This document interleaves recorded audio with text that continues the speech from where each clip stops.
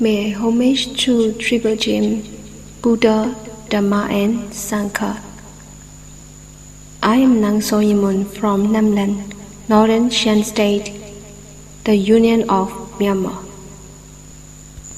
Firstly, I would like to thank you to Venerable Dr. Nyano Pasa, Namlan Siaro, for giving me this opportunity, and it's my pleasure to record the Dhamma Metta Pakuva Bunsum Yana Samaro by Kuwa Bo Sintam Bunsum Mindpong Siaro. Many Dhamma Metta books written by Mindpong Siaro, the most venerable Yana Samara Pra Kuva Bunsum, the forest monk who has been committed to Mungkyet gift for 3 years, 3 months and 3 days, the second does as his deeply determinations. Some books in Shan and Burmese, while others in Thai. Among them, this Dhamma gift book is number 21 in a unique English language, and it was complete on 23 July 2021 during his long practicing meditation for a great perfection in the Mungkyet gift, Eastern Shan State, the Union of Myanmar. This book was printed and donated by Sai Suvarin and Nang Sheng's family. I am proud to make this audiobook to share Kuva's value Dhamma gift for our Dhamma friends in the world. I wish you all the best in your missionary work, and may all human beings enjoy the benefits and healthy as well as free from diseases. Puja Pali chanting. Vandana. Salutation to the Buddha. It's the duty of every Buddhist to pay respect to the Buddha before the commencement of any Buddhist recital. The following sentences in Pali should be recited 3 times, and only after that does one take refuge in the Triple Gem. Vandana. Namo tassa bhagavato arahato samma sambuddhassa. Namo tassa bhagavato arahato samma sambuddhassa. Namo tassa bhagavato arahato samma sambuddhassa. Homage to him, the Blessed One, the Exalted One, the fully enlightened One. Tisarana. Taking the 3 refuges to become a Buddhist, one must take refuge in the Buddha, Dhamma and Sangha for one's guidance. The Buddha was the holiest, the virtuous, wisest and most spiritually perfect personality who had ever lived. His Dhamma is the ultimate truth about the universe, which explains the real nature of the world and for life as well. The Sangha refers to all the disciples of the Buddha who have attained sainthood. Tisarana. Buddham saranam gacchami, Dhammam saranam gacchami, Sangham saranam gacchami. Dutiyampi Buddham saranam gacchami, Dutiyampi Dhammam saranam gacchami, Dutiyampi Sangham saranam gacchami. Dadiyampi Buddham saranam gacchami, Dadiyampi Dhammam saranam gacchami, Tadiyampi Sangam Saranam Gacchami. 3 refuges. I go to the Buddha as my refuge. I go to the Dhamma as my refuge. I go to the Sangha as my refuge. For the second time, I go to the Buddha as my refuge. For the second time, I go to the Dhamma as my refuge. For the second time, I go to the Sangha as my refuge. For the third time, I go to the Buddha as my refuge. For the third time, I go to the Dhamma as my refuge. For the third time, I go to the Sangha as my refuge. Panca Sila. The 5 precepts. The following precepts are recited and observed by every Buddhist, the first thing in the morning and the last thing at night.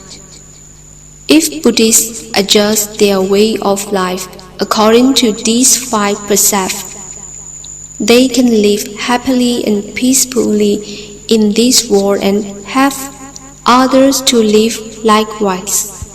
The practice of precepts helps one to cultivate 5 ennobling virtues, which correspond to each of the precepts. They are the cultivations of compassion, generosity, and non-attachment, contentment, truthfulness and mindfulness, and clarity of the mind. Panca Sila. Panati Pada Viramani Sikkhapadam Samadhiyami. Adinna Dana Dana Viramani Sikkhapadam Samadhiyami. Kamesu Micchācara Viramani Sikkhapadam Samadhiyami. Musavada Viramani Sikkhapadam Samadhiyami. Sura Miraya Majja Pamada Thana Viramani Sikkhapadam Samadhiyami. The 5 precepts. I undertake to observe the precept to abstain from destroying the life of living beings.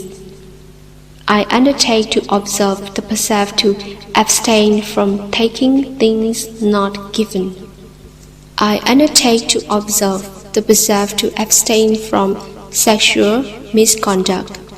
I undertake to observe the precept to abstain from false speech. I undertake to observe the precept to abstain from taking anything that causes intoxication or heedlessness. Buddha Vandana. Homage to the Buddha. These verses are recited to pay homage to the Triple Gem, Buddha, Dhamma, and Sangha.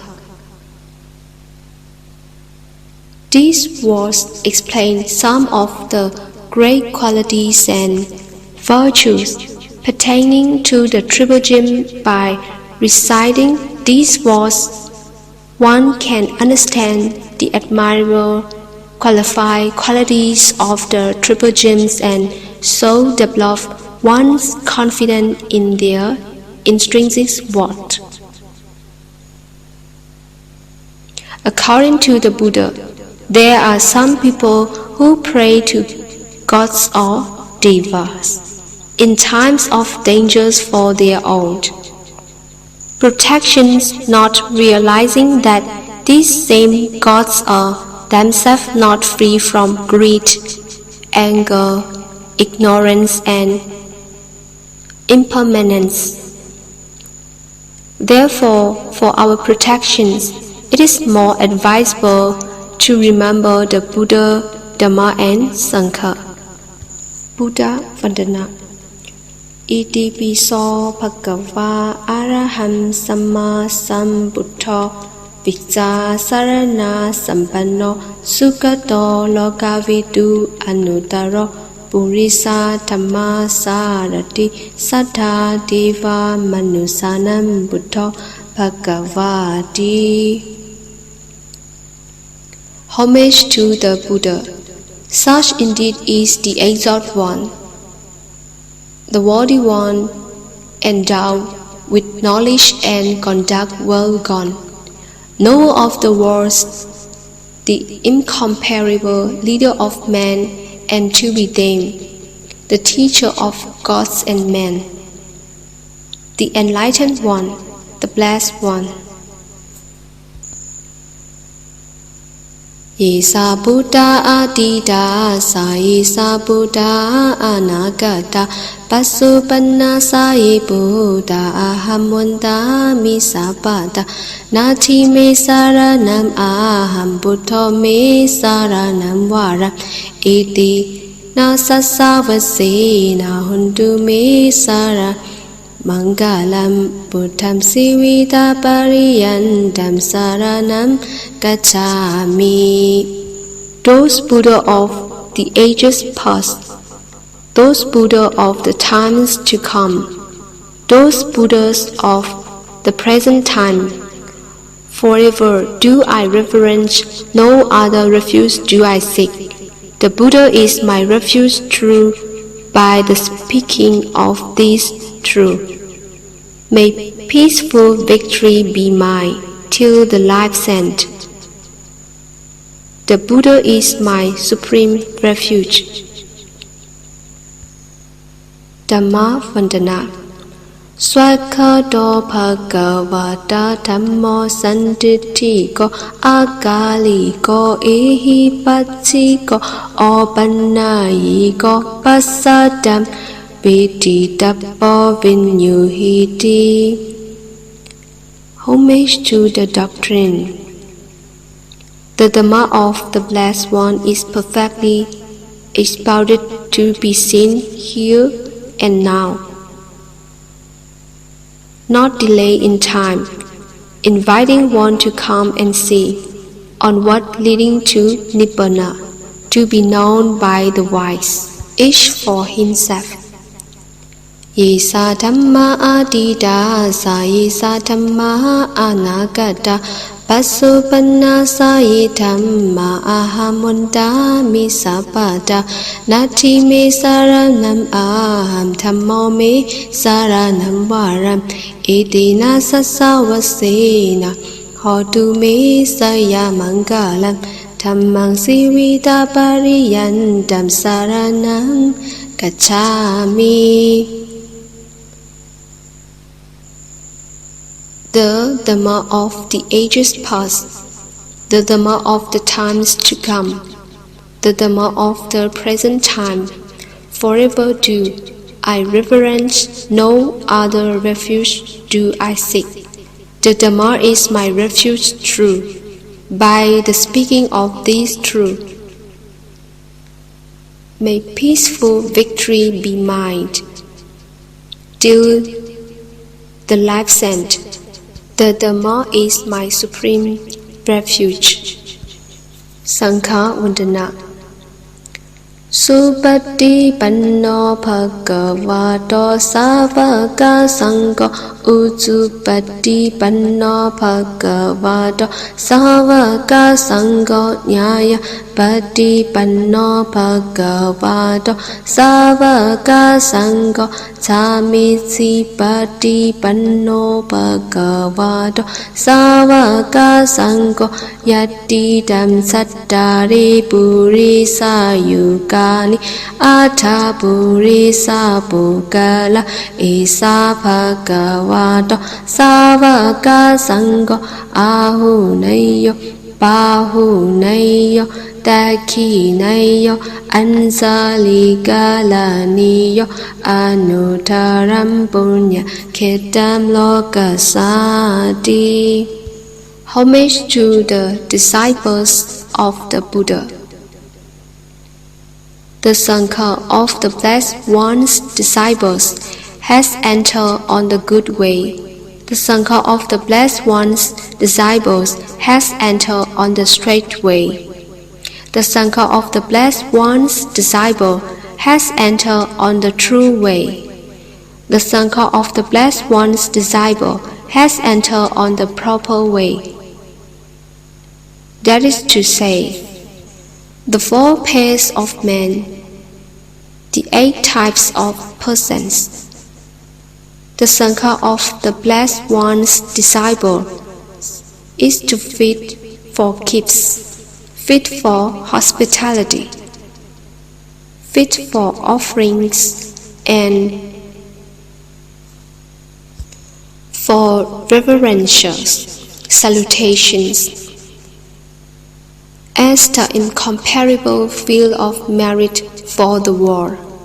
Isa Sangha Adida Sa Sangha Anagata Pasupanna Sa Sangha Aham Vanda Misapada Nati Me Saranam Aham Sangho Me Saranam Varam Itina Sasawasena Hodu Me Saya Mangalam Sanghang Sivita Pariyandam Saranam Gacchami.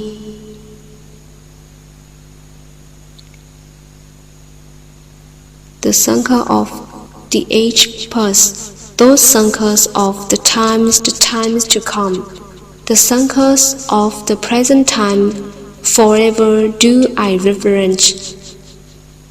No other refuge do I seek. The Sangha is my refuge, true by the speaking of this truth. May peaceful victory be mine till the life's end. The Sangha is my supreme refuge. Setiya Vandana. Salutations to the Pagoda. 3 main objects of venerations. The following verse is recited in paying homage to the 3 main objects of venerations, namely the pagoda, the great Bodhi tree, and the image of the Buddha. A pagoda or sediya is regarded as a sacred object deserving venerations and homage. These religious symbols for venerations. Sediya Vandana. Vandami sediyam sabbam sabbatanesu Patitidam saririkadatu Mahabodhim Buddha Rupam Sakalam Sada. Salutation to the pagoda. 3 main objects of venerations. I salute every pagoda sediya that may stand in any place. The bodily relics, the great body, and all images of the Buddha, Bodhi Vandana. Salutation to the Bodhi tree. The Bodhi tree, under which the Buddha gained enlightenment, is an object of venerations to Buddhists. After his enlightenment, the Buddha showed his gratitude to this tree by gazing at it fondly and fixedly from a distance for 1 whole week upon getting up from his seat of enlightenment.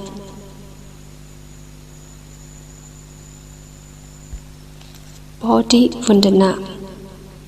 Yassa mulin nisinova sappari visayamaka patho sappanyudam sattavante sambodhi padapa mime eti mahabodhi loka nathena pusita ahampitena matsami bodhi yasana mathuti. Salutation to the Bodhi tree. Seated at whole base, the teacher overcame all foes, attaining omniscience. The very Bodhi tree do I venerate. This great tree of enlightenment the Lord of the world, reverence. I too salute you. May there be homage to you, O great body. Patamam Bodhi Balagam Dudiyam Sa Animisam Tadiyam Sam Gamanam Satam Satutan Ratanagaram Pansamam Asap Balansa Musalandina Satamam Rasa Ratanam Bunditam Muni Sevitam. I pay my homage to the 7 holy places, where the Supreme Enlightenment, the Body 3, the Animisa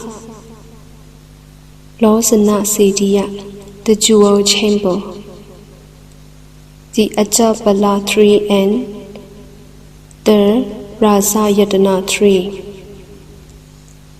Inda Nila Vunna, Pata Sita, Khanda, Pasuram, Satunatha, Pangaja, Pipusi, Daga Sadadam, Agabodi, Nama Vama, Deva Rukha, Sanipam, Damvisala, Bodhi Bada, Paina, Mami, Sapada,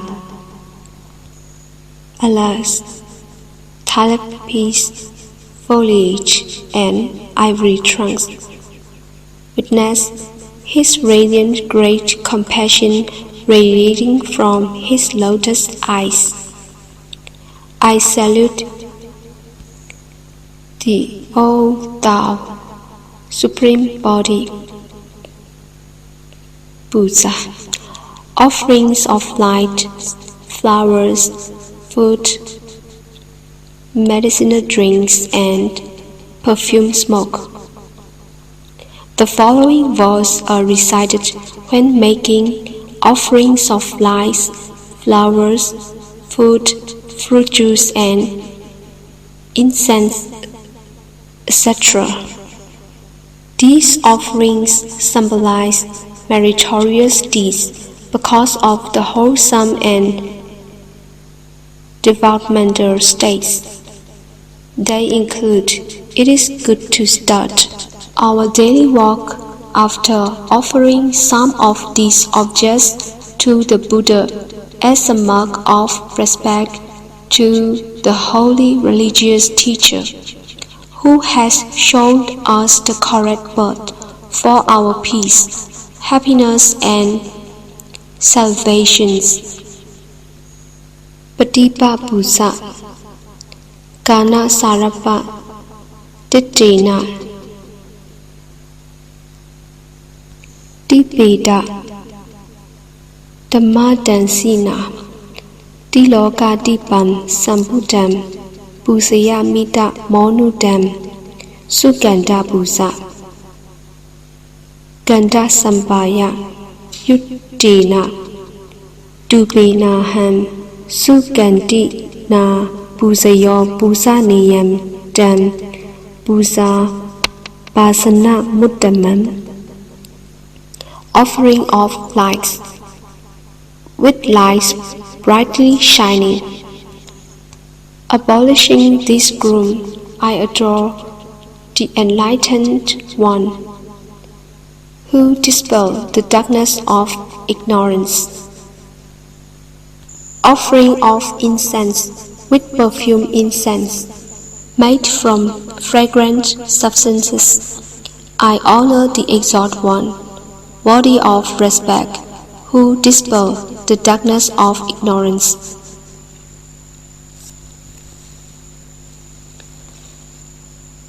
Pukpa Pusa Vunna Gandaguno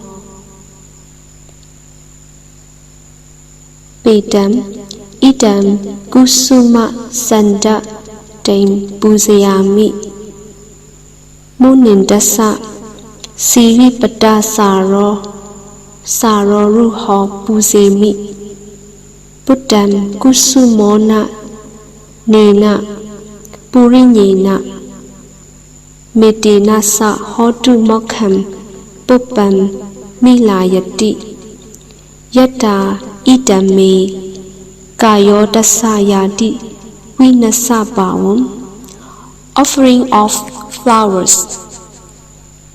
With these freshest and purest flowers, I offer them at your lotus-like feet.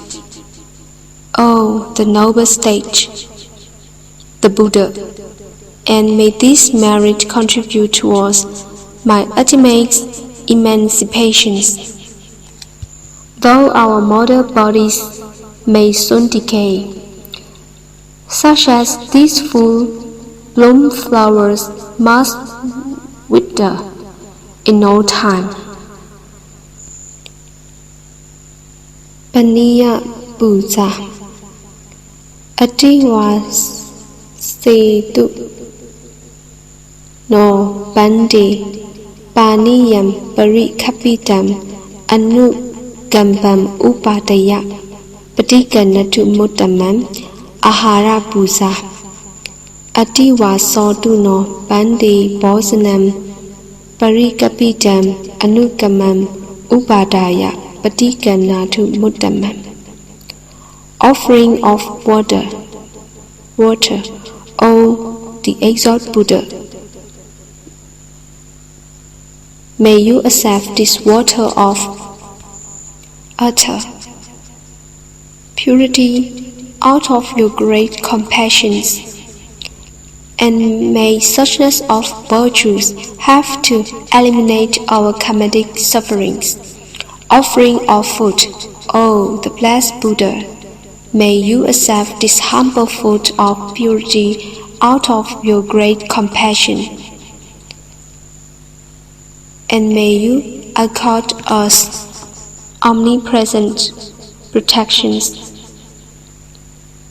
Kilana Visaya Puja Adiwa Setuno Bante Panagam Parikapitam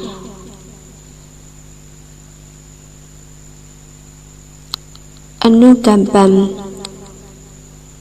Upadaya Patika Hotu Mutamam.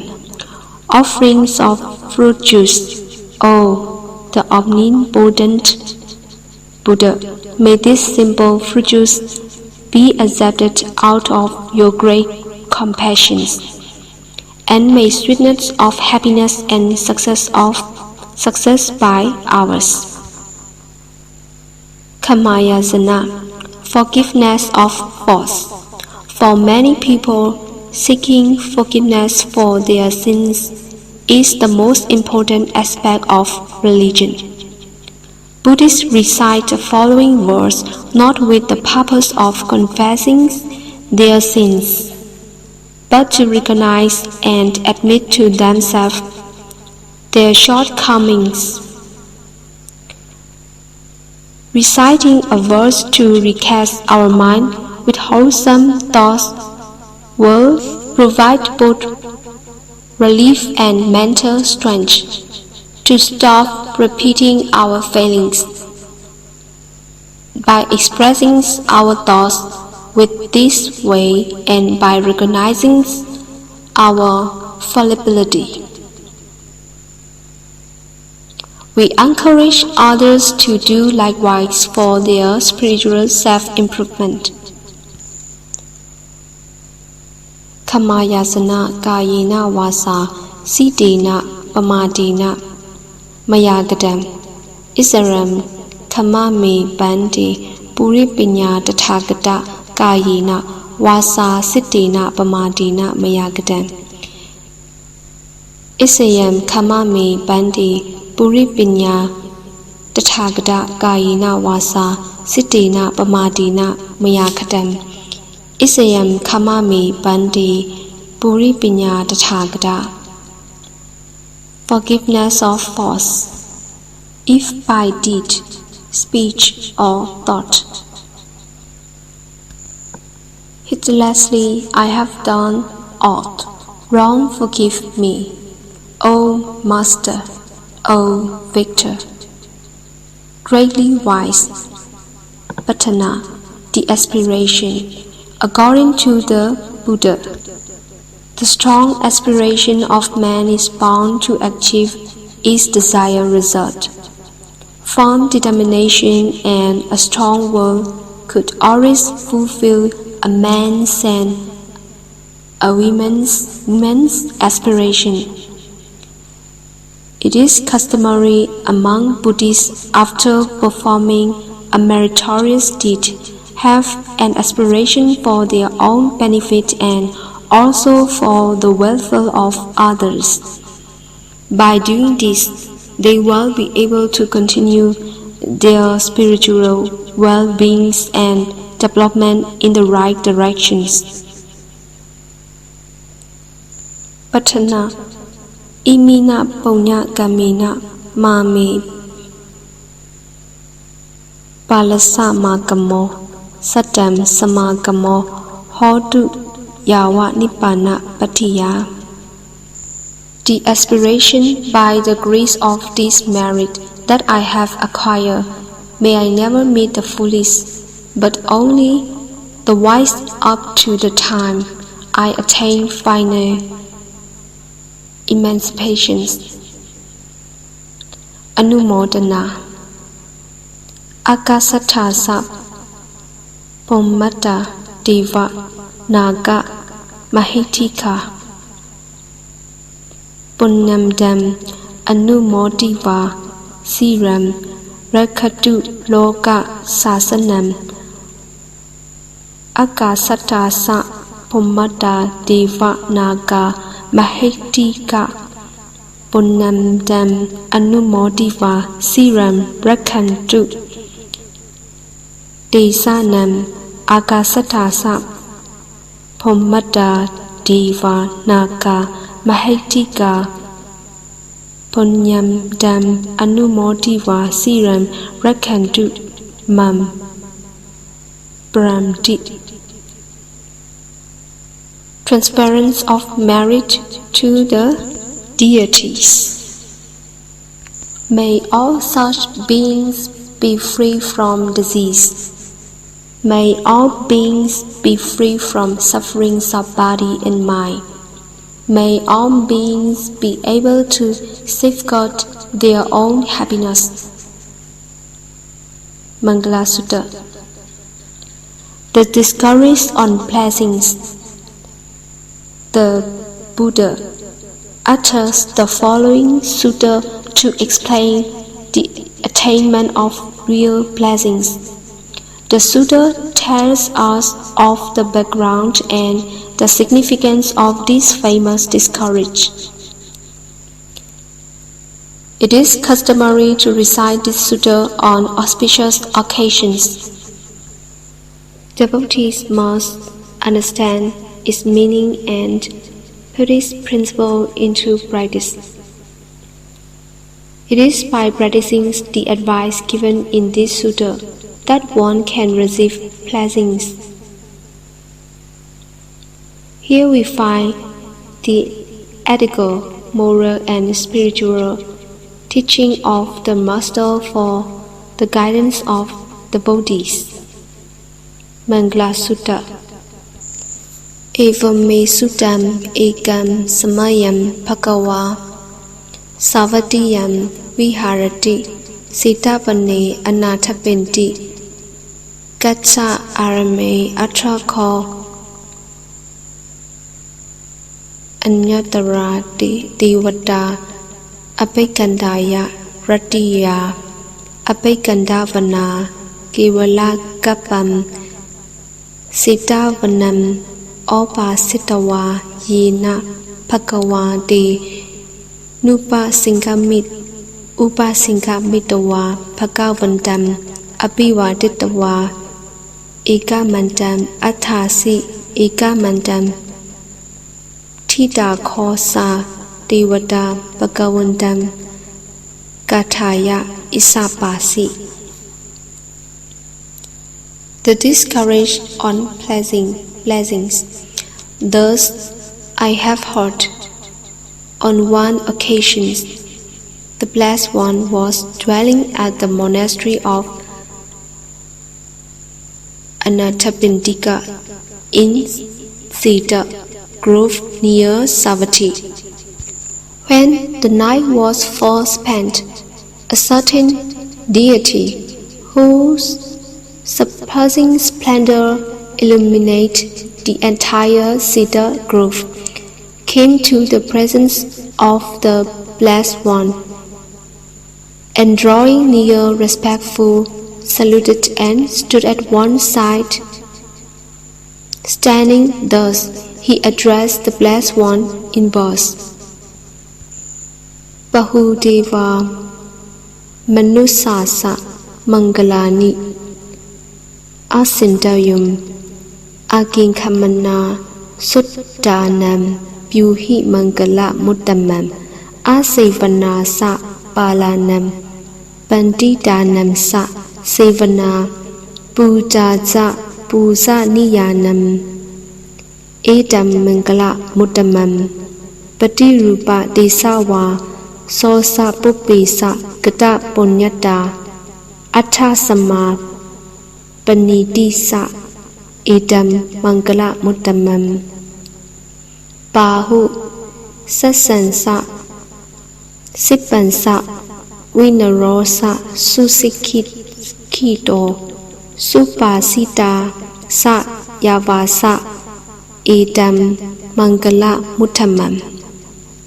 Many deities and men, yearning after what is good, have ponder on blessings.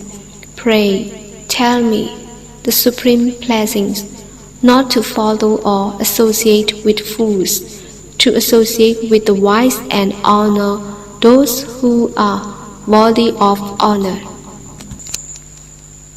This is the supreme blessings, to reside in a suitable locality, to have done meritorious actions in the past, and to have set oneself on the right course. This is the supreme blessings. Vast learning, perfect handicraft, a highly trained, disciplined and speaking pleasant speech. This is the supreme blessings. Mata Pitu Upathanam Buddha Darasa Sangaho Anakulasa Manda Edam Mangala Muttamam Dhammam Sa Dhamma Sariyasa Yadakanansa Sangaho Anavasani Kamani Edam Mangala Muttamam Arati Virati Papa Matsa Panasa Sang Yamo Appamadosa Thammesu Edam Mangala Muttamam Karavosa Nivadosa Santutisa Katanyuta Kalina Dhamma Savanam Edam Mangala Muttamam. The support of father and mother, the cherishing of wives and children, and a peaceful occupation. This is the supreme blessings. The plurality and righteous conduct, the having of relatives and blameless actions always done.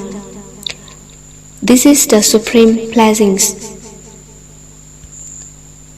To cease and abstain from evil, avoiding all intoxicants and steadfastness in virtues. This is the supreme blessings. Reverence, humility, contentment, gratitude and opportunity, and hearing of the Dhamma. This is the supreme blessings. self-control and pure life, perception of the noble truths, and the realization of Nibbana. This is the supreme blessing.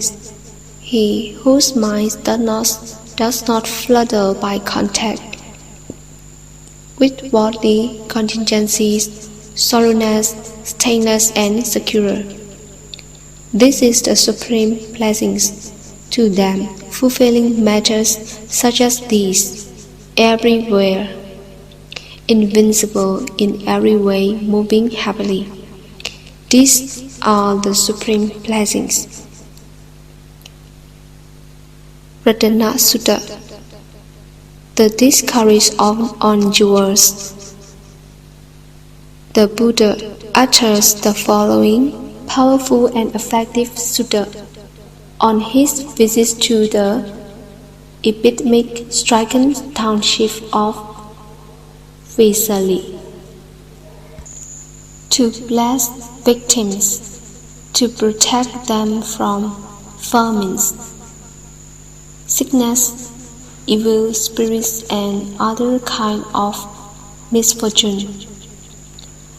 The sutta also explains the highest qualities of the Buddha, Dhamma, and Sangha. All devotees are strongly urged to recite this sutta daily, as well as during illness or at other times when they are disturbed. Ratana Sutta. Yanita Bhutani Samagatani Pamani Va Yani Va Andaliki Sappiva Buddha Sumana Pavantu Athopi Sakasa Sunandu Pasidam Sat Tasama Hiputa Nisamita Sabbe Madam Karota Manutiya Pachaya Diya Sa Radosa Haranti Yebalain Dasama Hini Rakata Apamata Yange Si Waitam Idam Idawa Huram Wa Sake Suwa Yam Ratanam Panidam Nano Samam Atitathagatina Idampi Buddhe Ratanam Panidam Edena Sisena Suvati Hodu. The discourse on jewels.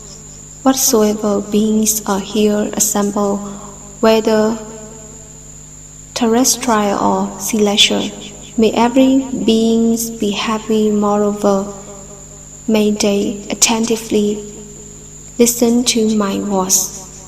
Accordingly, give good heed, all beings. Show your love to humans who day and night bring offerings to you. The revoked them zealously. Whatsoever treasure there be, either here or in the world beyond, or whatever precious jewel in the heavens yet, there is none comparable to accomplished one. Truly, in the Buddha, it is precious jewel found. By this truth, may there be happiness. Ye Pukkala Atha Saddam Pasatta Sattari Edani Yugani Hundite Dakhineya Sukadasa Savaka Ede Sudinani Mahapalani Idampi Sange Ratanam Panidam Edena Sasena Suvati Hodu. Ye Suppa Yutta Manasa Dalena Nikamino Kodama Sasanami Te Patipada Amadam Vikasha Lata Muda Nikutim Om Samana Idampi Sangi Ratanam Panidam Edina Sasina Suvati Hodu. Those 8 individuals praised by the virtuous. They constitute 4 pairs.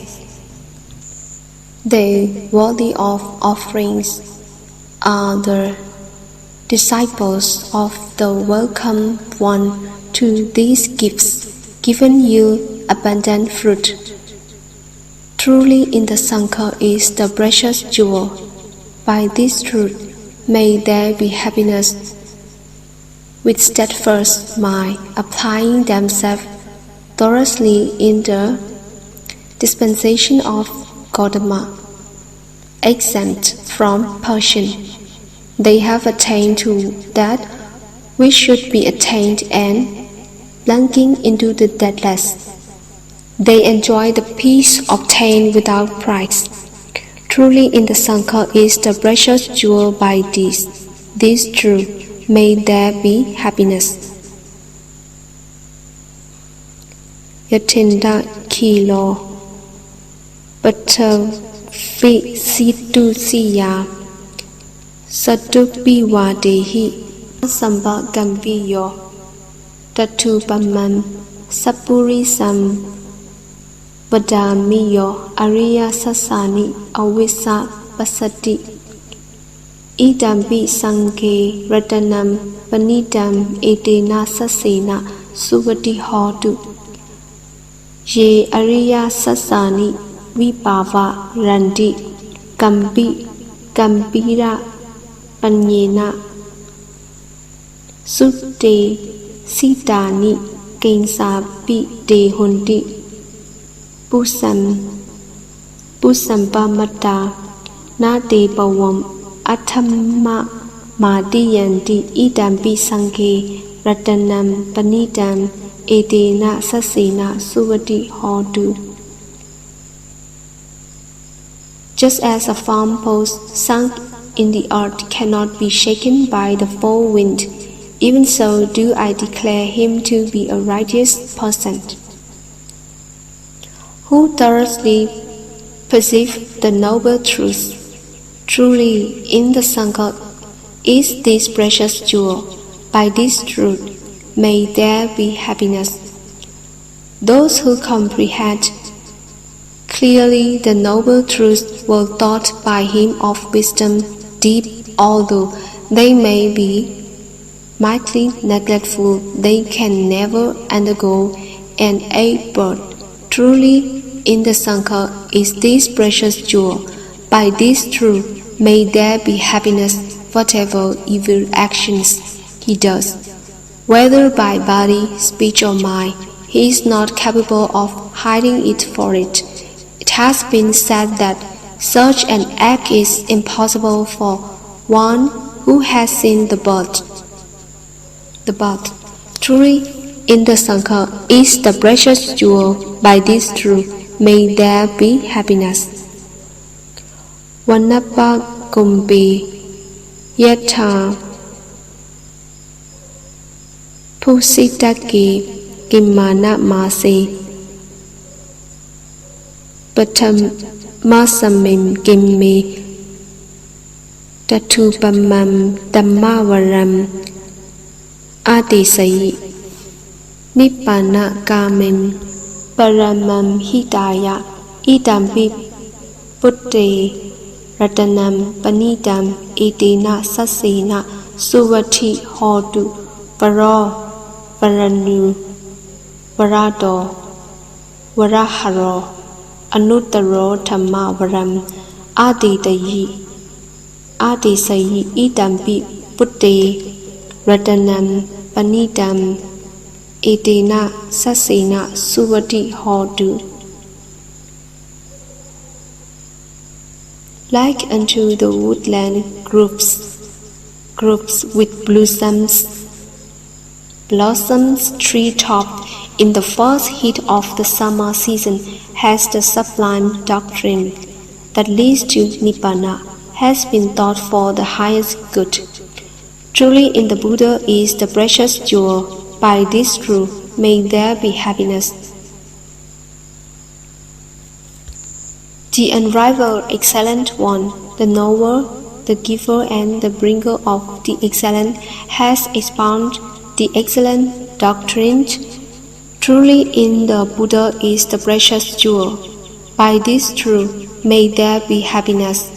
Khinam Puranam Navam Nati Sambhavam Virata Siddha Ayatike Pawasamim Te Khina Pisa Avirum Li Sanda Nippanti Vira Yathayam Patipo Idampi Sangi Ratanam Panidam Itina Sasina Suvati Hodu Yanida Budani Samagadani Pomani Va Yaniva Andaliki Tathagadam Deva Manusa Pusidam Buddham Namasama Suvati Hodu. Their past is extinct, a fresh becoming. There is not. Their minds are not attached to a future birth. Their desire grew not. Those wise ones go out even as this lamp. Truly in the Sangha is the precious jewel. By this truth, may there be happiness. Whatsoever beings are here assembled, whether terrestrial or celestial, salute the Buddha, the Tathagata, honored by gods and men. May there be happiness. Yanita Buddhani Samagadani Pomani Va Yaniva Andalike Tathagatam Deva Manusa Pusidam Dhammam Namasama Suvati Hodu Yanita Buddhani Samagadani Pomani Va Yaniva Andalike Tathagatam Deva Manusa Pusidam Sangam Namasama Suvati Hodu. Whatsoever beings are here in assemble, whether terrestrial or celestial, salute the Dhamma, honored by gods and men. May there be happiness. Whatsoever beings assemble, whether terrestrial or celestial, salute the Sangha, honored by gods and men. May there be happiness. Karaniya Metta Sutta. The discourse on loving kindness matter is an important sutta for the devotees to radiate their loving kindness to every living being. By doing so, they can overcome any disturbance themselves and have others to live peacefully by practicing this great virtue. Karaniya Metta Sutta. Karaniya Metta Kusalina Yanda Sandam Padam Apisa Mitsa Sakko Ususa Sususa Suvazo Sasa Mutu Anati Mani San Tusako Sa Suparo Sa Apakiso Sa Sanla Huka Wuti Sandain Dariyosa Nipakosa Apakapo Guli Swana Nukito Nasa Kodam Sa Masari Kesi Yena Wenyu Pari Upawatiyum Sukhinowa Kemino Hundu Sape Sata Pawundu Sukhi Data. The discourse on loving kindness. He who is skilled in doing good and who wishes to attain the state of calm Nibbana should act thus. He should be able upright, perfectly upright, obedient, gentle and humble, content, easily supportable, not a burden to others, with few duties, simple in livelihood, control in senses, discreet, not impudent, not greatly attached to families. He should not commit any slight wrong, so that other wise men might deplore. May all beings be happy and safe. May their hearts be happy. Ye kesi pana putani tatti tasava thavarava anawa sesa dikava ye mahandava matsima rasaka nukatula dittava jiva aditha ye sa dure wasanti avi dure Putawa sampawe si wa sape sata pawantu sukhi sata na paro param nikupetha nadi manyetha kathasinam kansi pyayosana patika sanya nanya manyasa dukha miseya.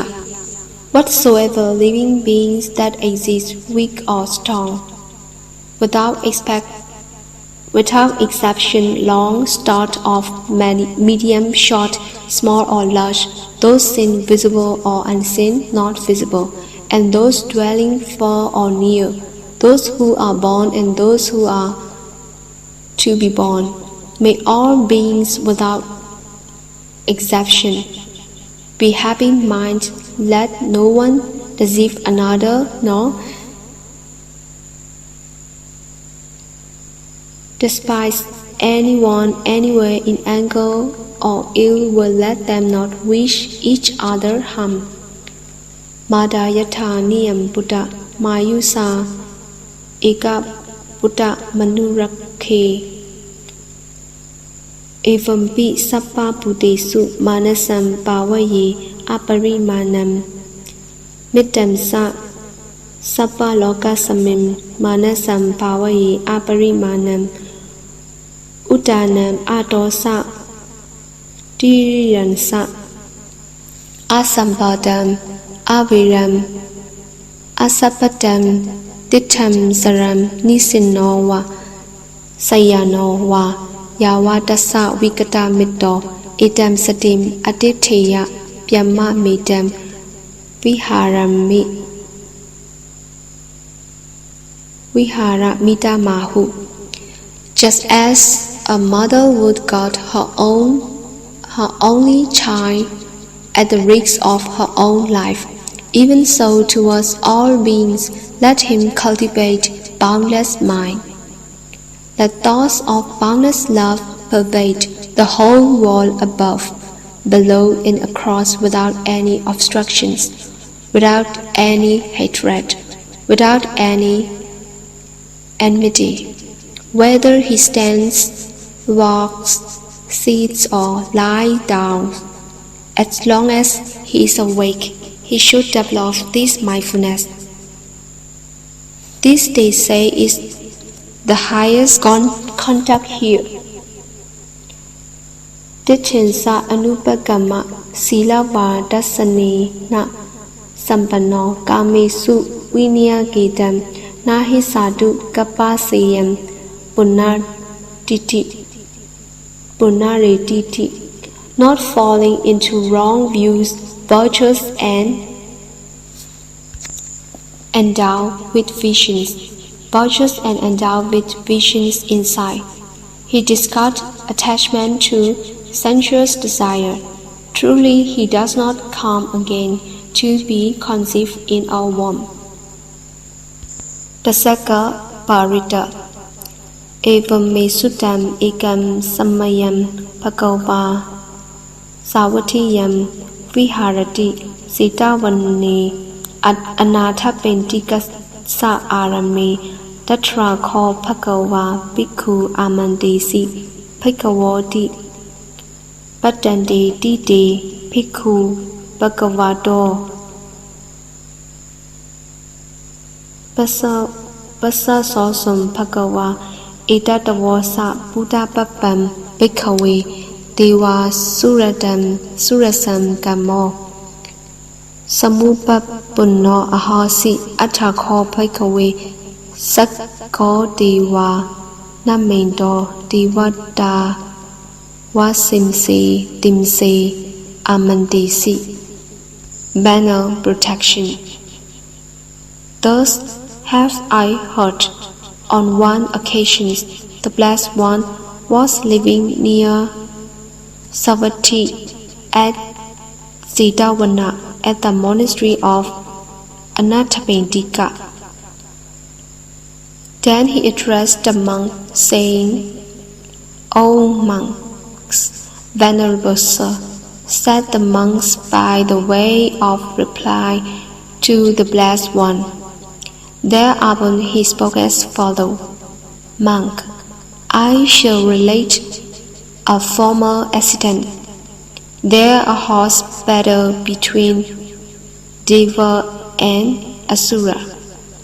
The Sakka, the lord of the Deva, addressed the Deva of the Davatimsa heaven thus: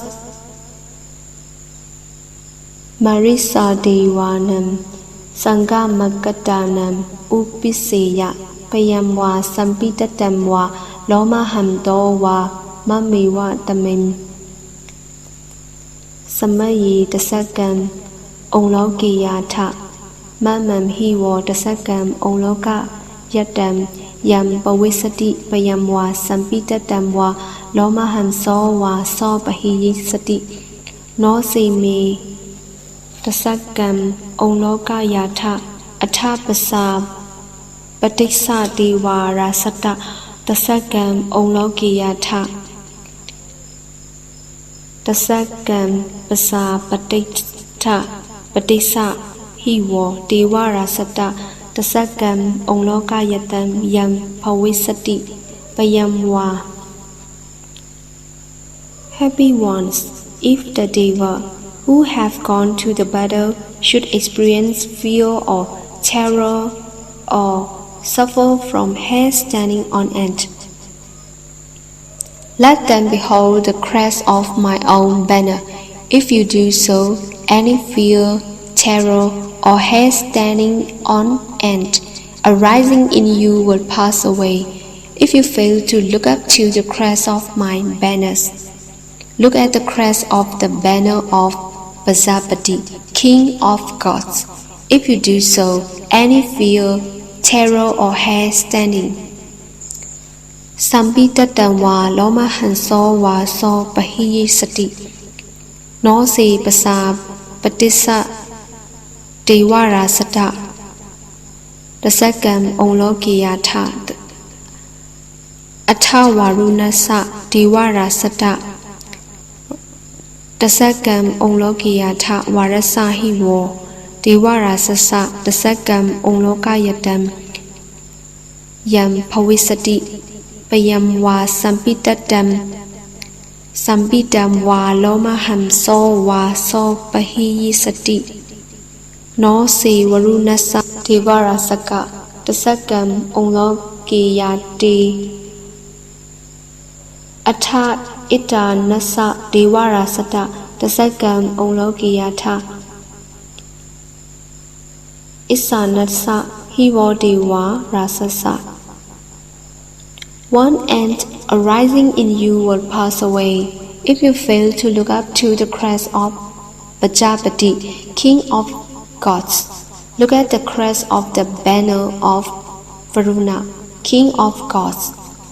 If you do so, any fear, terror, or hair standing on end arising in you will pass away.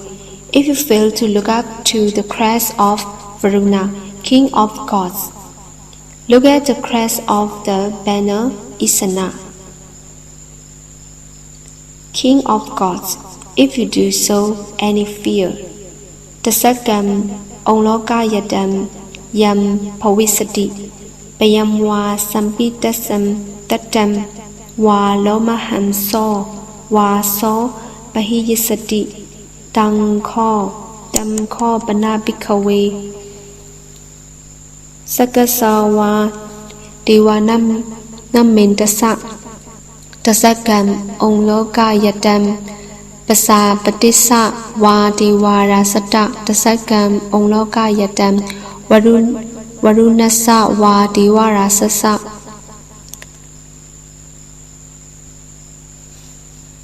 Tasakam Ongloka Yatam Isanasa Wa Diwara Sasa Tasakam Ongloka Yatam Yam Pawisati Payam Wa Sampitatam Wa Lomaham So Wa So Pahiyita Pi No Pi Pahiyita. Terror or hair standing on end arising in you will pass away. Monk. Any fear, terror, or hair standing on end arising in them who look at the crest of the banner of Sakka, the Lord of the gods, of Pasapati, of Varuna, of Isana, the king of gods. Any fear, terror, or hair standing on end may pass away or not pass away.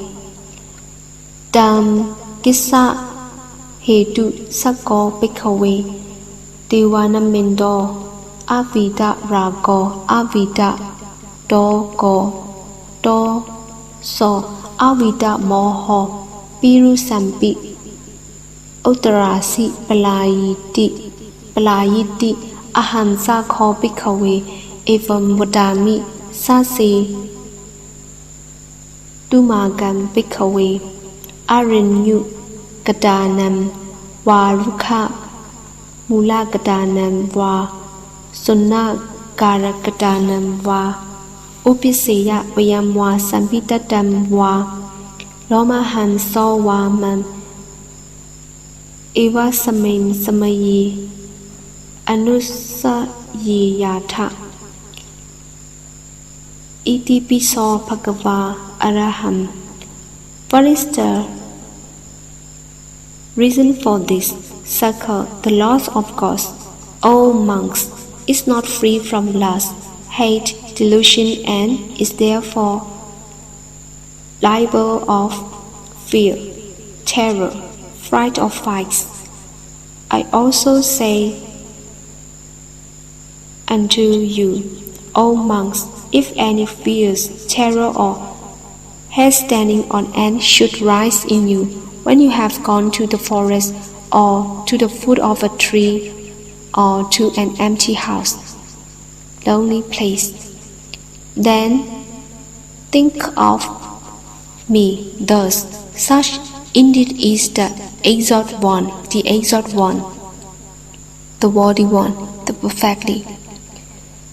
Samma Sambuddho Viksa Sarana Sampanno Sukado Lokavidu Anuttaro Purisa Dhammasarati Sattha Diva Manusanam Buddho Bhagavati Mamam Hivo Bhikkhave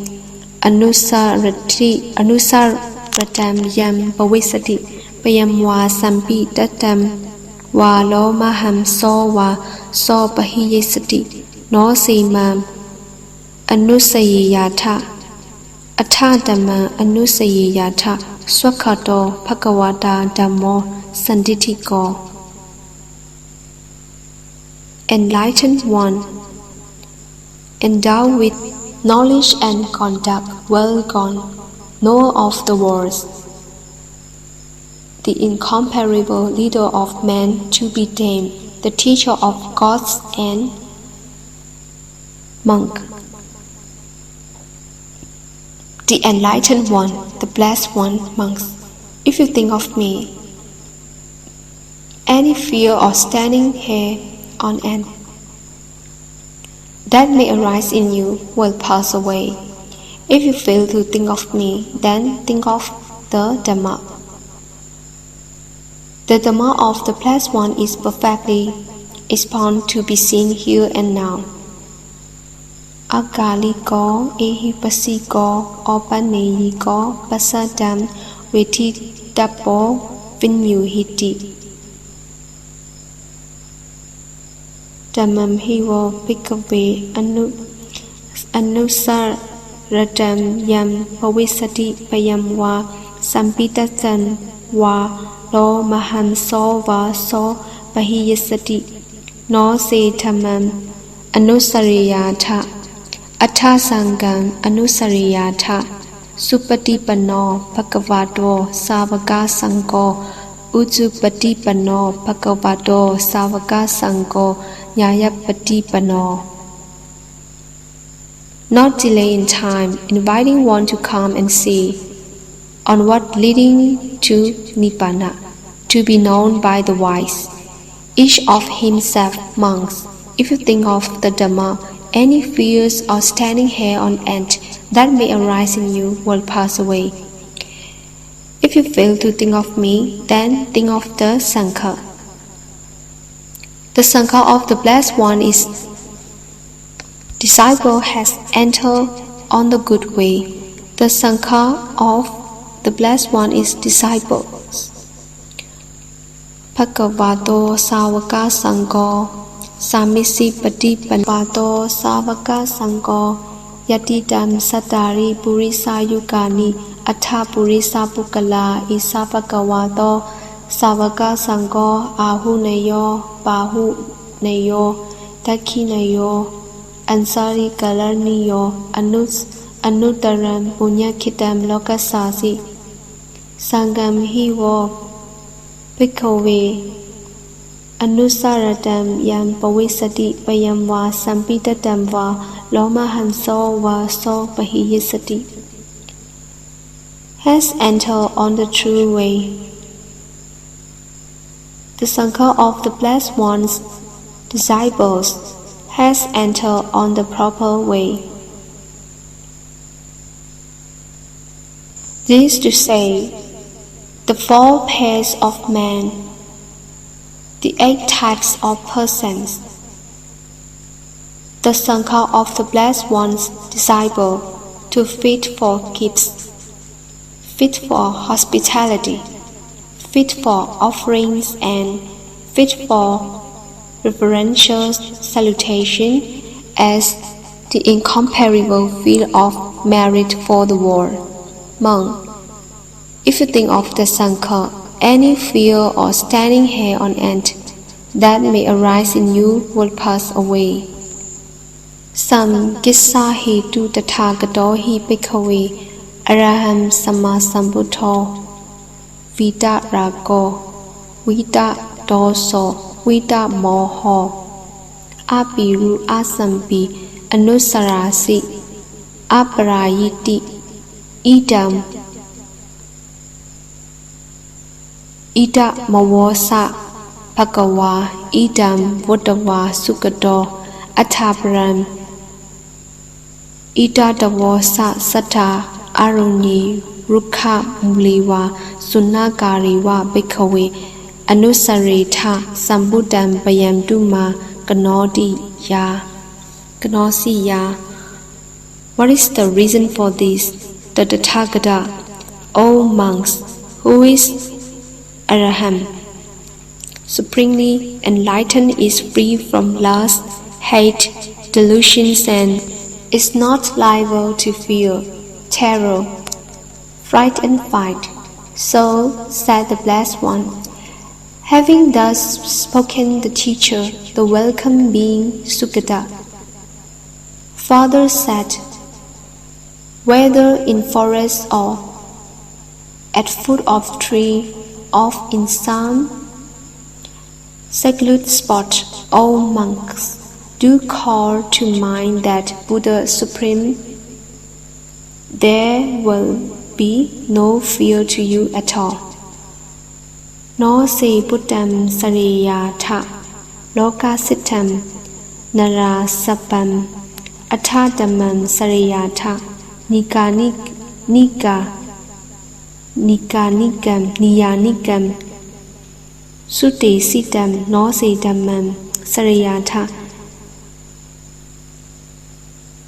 Niyanikam Sudi Sidam Atasangam Sariyata Ponyakhatam Anuttaram Evam Buddham Sarandanam Dhammam Sangamsa Bhikkhave Payamwa Sampisatamwa Lomaham Sona He Sati Na He Sati. If you think not of the Buddha, O monk, that's Lord of the world and chef of men, then do think, O monks, of that Dhamma so well preached and leading to Nibbana. If you think not of the Dhamma, O monk, well preached and leading to Nibbana, then do think, O monk, of that Sangha, that wonder fulfill of merit to all, to those recalling the Dhamma sublime, and to those recalling the Sangha, no fear, no terror will make them quiver. Blessings.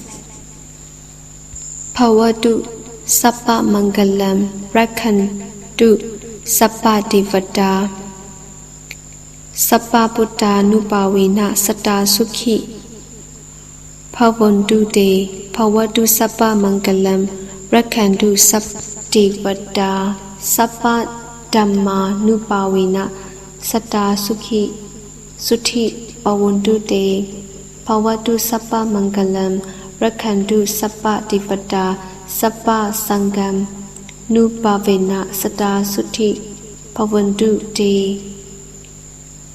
Blessings. May all beings be with you. May all deities protect you by the protective power of all the Buddha. May safety ever be yours. May all beings be with you.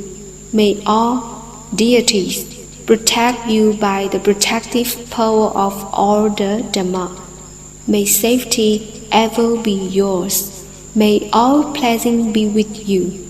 May all deities protect you by the protective power of all the Sangha. May safety ever be yours. Satipatthana Sutta. The four foundations of mindfulness. Evam me Suttam. I have heard that Ekam Samayam Bhagava. On one occasion, the Blessed One, Gurusu Viharati, was staying in the Guru country. Kamasa Dhamma Mama, called Kamasa Dhamma, Guru Nam Nikamo, Tatra called Bhagava.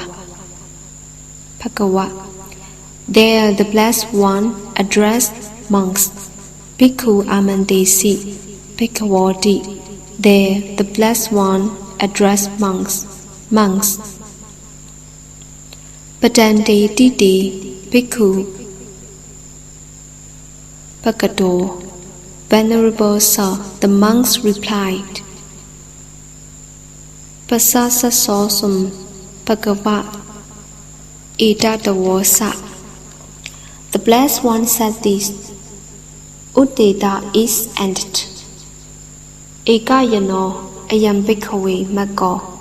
This is the direct birth for the Sadhanam Visuddhiya, purification of being Soga Parideva, Namsama Tekamara, for the overcoming of sorrow, Dukkha and Domanasana, lamentation for the disappearance, Atamgamya, of pain and distress, Nayasa Adigamaya, for the attainment of the right method, and Nibbanasa Adigamaya,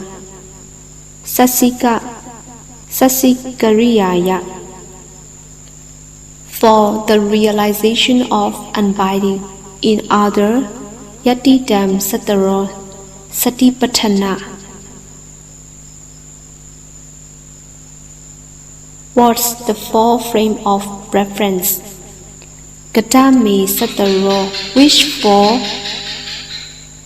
Ida Bhikkhave, Bhikkhu, that is the case where a monk lives Kaye Kayana Pasiviharati, practicing body contemplation, putting aside Vinaya Logi Apisado Manasam, greed and distress with reference to the world. Vedana Suvedana Nupasi, he lives practicing contemplations in feelings. Viharati Atapi Samba Sano Satima Vinaya Logi Apisado Manasam, ardent, alert, mindful, putting aside greed and distress with reference to the world. Siddhanu Pasi Viharati, he lives practicing mind contemplating in the mind. Adapi Sambasano Satima Vinaya Logi Apisado Manasam, ardent, alert, mindful, putting aside greed and distress with reference to the world. Dhammesu Dhamma Nupasi Viharati, he lives practicing mental object contemplations in the mental objects. Adapi Sambasano Satima Vinaya Logi Abhyasa Domanasam, ardent, alert and mindful, putting aside greed and distress with reference to the world. Kaya Nupassana, contemplation on body. Anapanasati Papa, mindfulness with breath. Gatansa Bhikkhave Bhikkhu, and how does a monk live practicing Kaye Kaya Nupasi Viharati, body contemplation in the body. Ida Bhikkhave Bhikkhu, monks, hearing a monk. Arana Gadova, gone to the wilderness. Rukha Mula Gadova, to the shade of a tree. Sunna Gara Gadova, or to an empty building. Nisipati Palangam, Apuhu Sitwa, sits down, folding his leg crosswise. Usukayam Panidaya, holding mindfulness, his body erect. Parimukham Satim Upatapitwa, and setting mindfulness to the fore. Sosa Dowa Asati Sado Pasati. Always mindful, he breathed in mindful, he breathed out.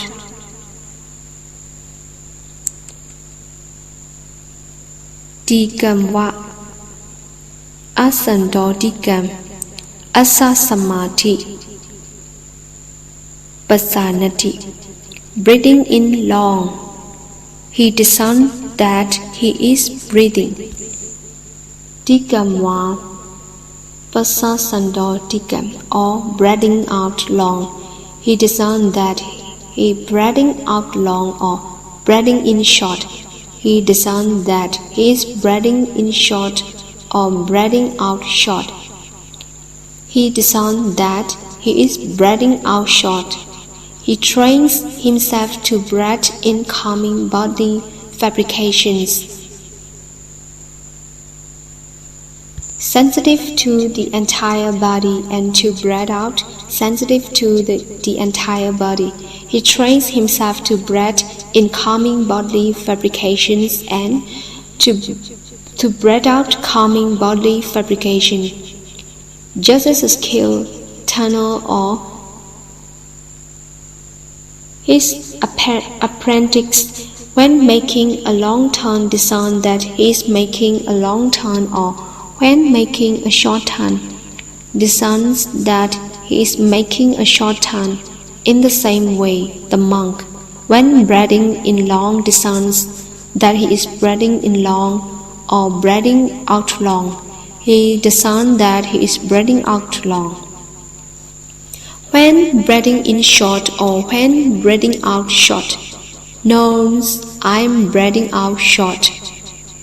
Alertly aware of the whole breath body, I shall breathe in, so he trains himself, calming down the bodily functions, or breathing, shall breathe in, so he trains himself, calming down the bodily functions.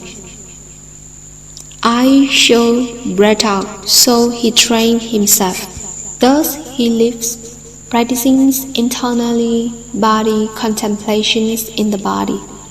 He lives, practicing externally body contemplation in the body, or practicing internally and externally body contemplation in body, or he lives contemplating the passing away of phenomena in the body, or he lives contemplation the arising and passing away of phenomena in the body, or he is mindful that there is only this, the body is now clearly established in him, just enough for knowledge into reality, insight, and just enough for mindfulness, and he remains completely detached, clinging to nothing in the world.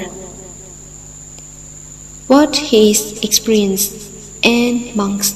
Thus indeed, a monk lives body contemplations in the body. Mindfulness with breath is ended. Mindfulness with bodily posture.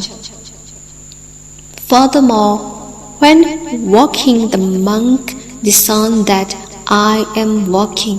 When standing, he discerns that I am standing. When sitting, he discerns that I am sitting.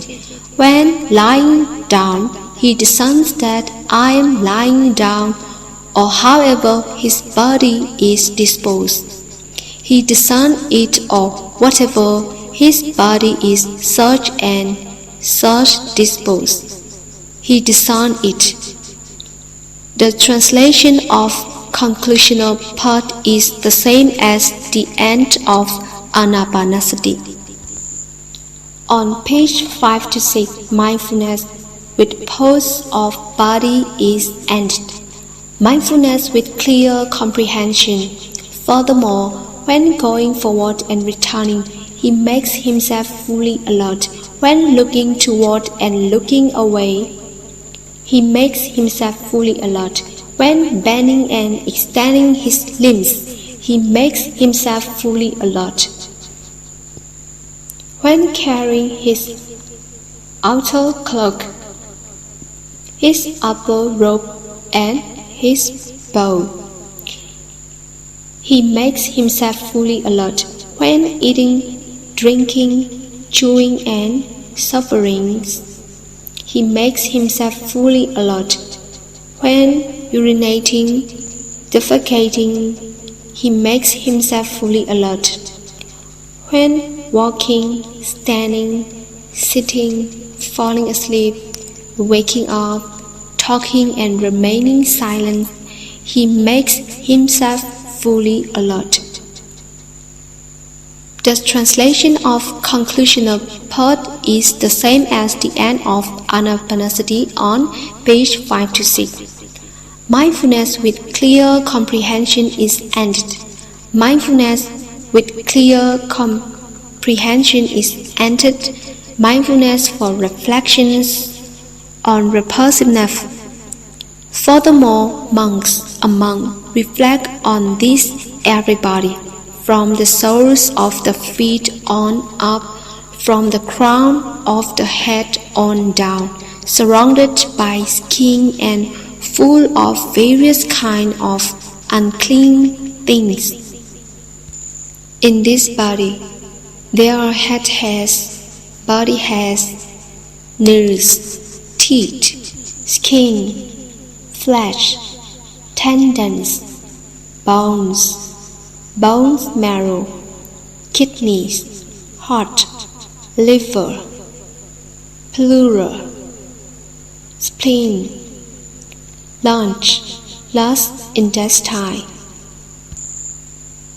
gorge, feces, bile, phlegm, pus, blood, sweat, fat, tears, skin oil, saliva, mucus, fluid in the joints, urine. Monks, just as if a sack with openings at both ends, were full of various kinds of grain, such as wheat rice, mung beans, kidney beans, sesame seeds, husk rice, and aimed with good eyesight, pouring it out well to reflect, "This is wheat, this is rice, these are mung beans, these are kidney beans, these are sesame seeds. This is husk rice." Monk. Even so, a monk reflects on this everybody from the soles of the feet on up, from the crown of the head on down, surrounded by skin and full of various kinds of unclean things.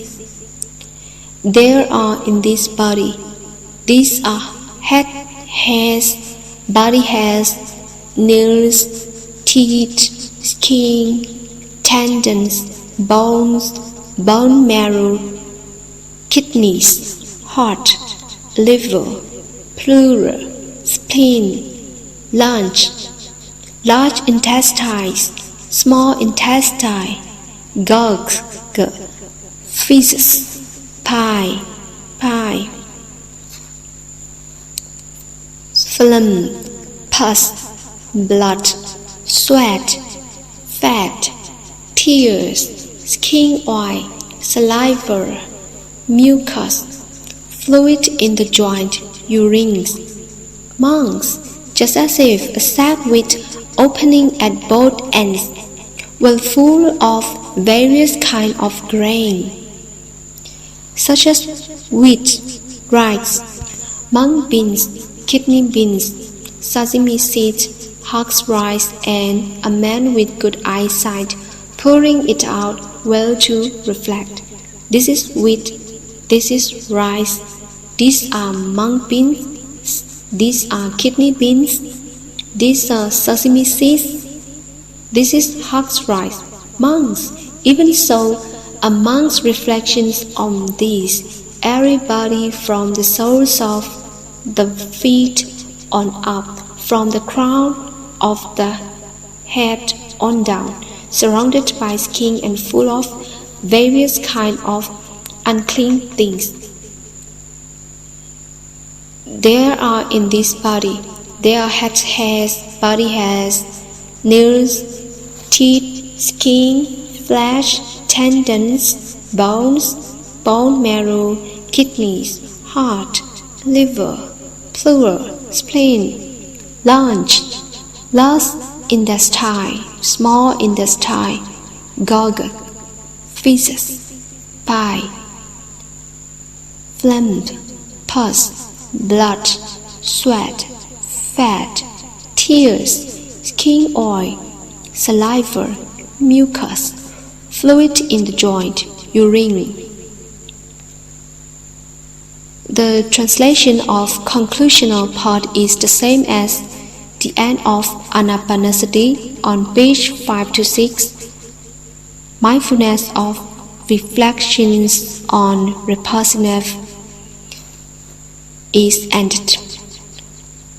Mindfulness for reflections on primary elements.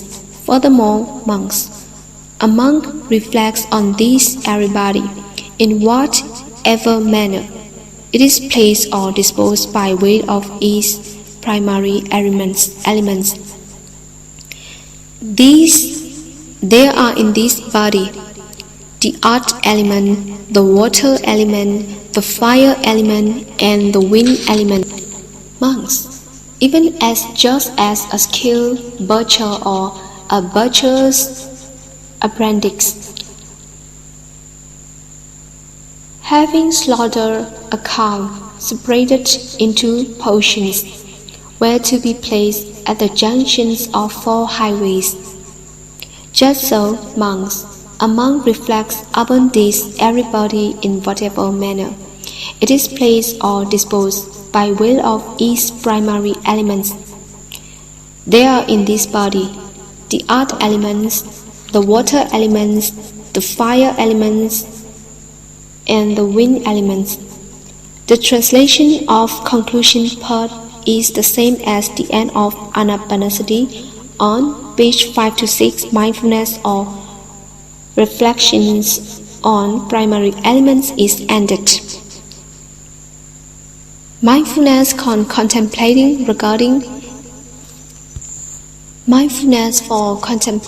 regarding nine cemeteries. Furthermore, monks, even as monks, were to see a corpse cast away in the charnel ground, 1 day dead, or 2 days dead, or 3 days dead, swollen, ugly blue and fastening, then, if he were to reflect upon this and compare it with his own body thus: this body too, such is its nature, such is its future, such is unavoidable fate. The translation of conclusional part is the same as the end of Anapanasati on page 5 to 6. Furthermore, monk, even as monk were to see a corpse cast away in a charnel ground, 1 day dead, or 3 days dead, swollen, ugly blue and fastening, then, if he were to reflect upon this and compare it with his own body thus: this body too, such is its nature, such is its future, such is unavoidable fate. The translation of conclusional part is the same as the end of Anapanasati on page 5 to 6. Furthermore, monks, even as a monk were to see a corpse cast away in a charnel ground, picked at by crows, picked at by vulture, picked by hawk, picked by dogs, picked by hyena, picked by various other creatures, then, if he were to reflect upon this and compare it with his own body thus: this body of mine is of the same nature, it will become as such, not being able to transcend these conditions. The translation of conclusional part is the same as the end of Anapanasati on page 5 to 6.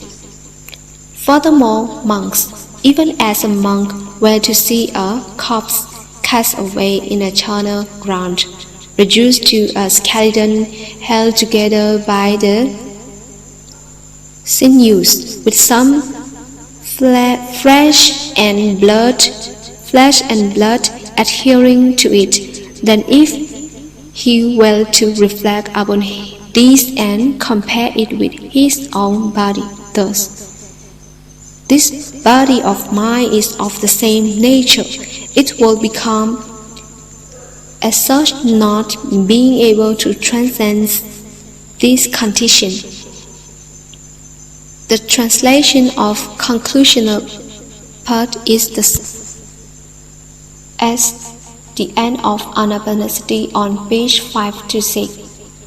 Furthermore, monks, even as a monk, were to see a corpse cast away in a charnel ground, reduced to a skeleton, blood smell but fleshless, held together by the tendons, then if he were to reflect upon this and compare it with his own body. Thus, this body of mine is the same nature. It will become as such, not being able to transcend this condition. The translation of conclusion but is the same as the end of Anapanasati on page 5 to 6. Furthermore, monks, even as a monk, were to see a corpse cast away in charnel ground, reduced to loose bone, without tendons, held together, scattered in all directions. There are hand bones, there are foot bone, there are shin bone, there are thigh bone, there are hip bone, there are backbone, there are rib bone, there are chest bone, there are an arm bone, there are shoulder bone, there are neck bone, there are jaw bone, there are tooth bone, there are skull. Then if he were to reflect upon this and compare it with his own body thus, the body of mine is of the same nature. It will become as such, not being able to transcend this condition. The translation of conclusional part is the same as the end of Anapanasati on page 5 to 6.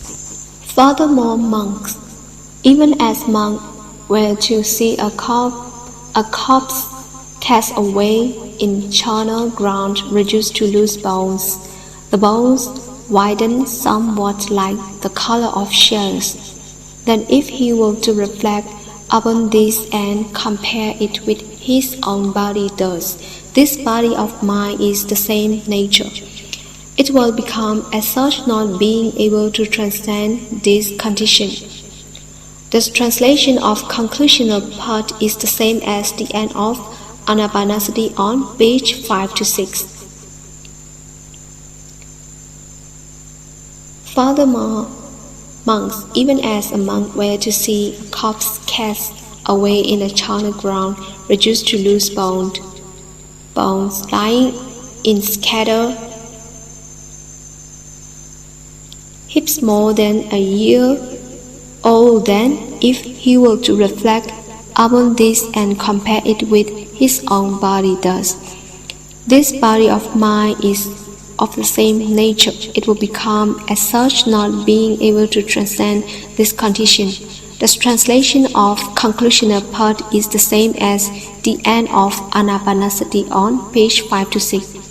Furthermore, monks, even as a monk, were to see a corpse cast away in the charnel ground, reduced to loose bones, decomposed into a powder. Then if he were to reflect upon this and compare it with his own body thus, this body of mine is the same nature.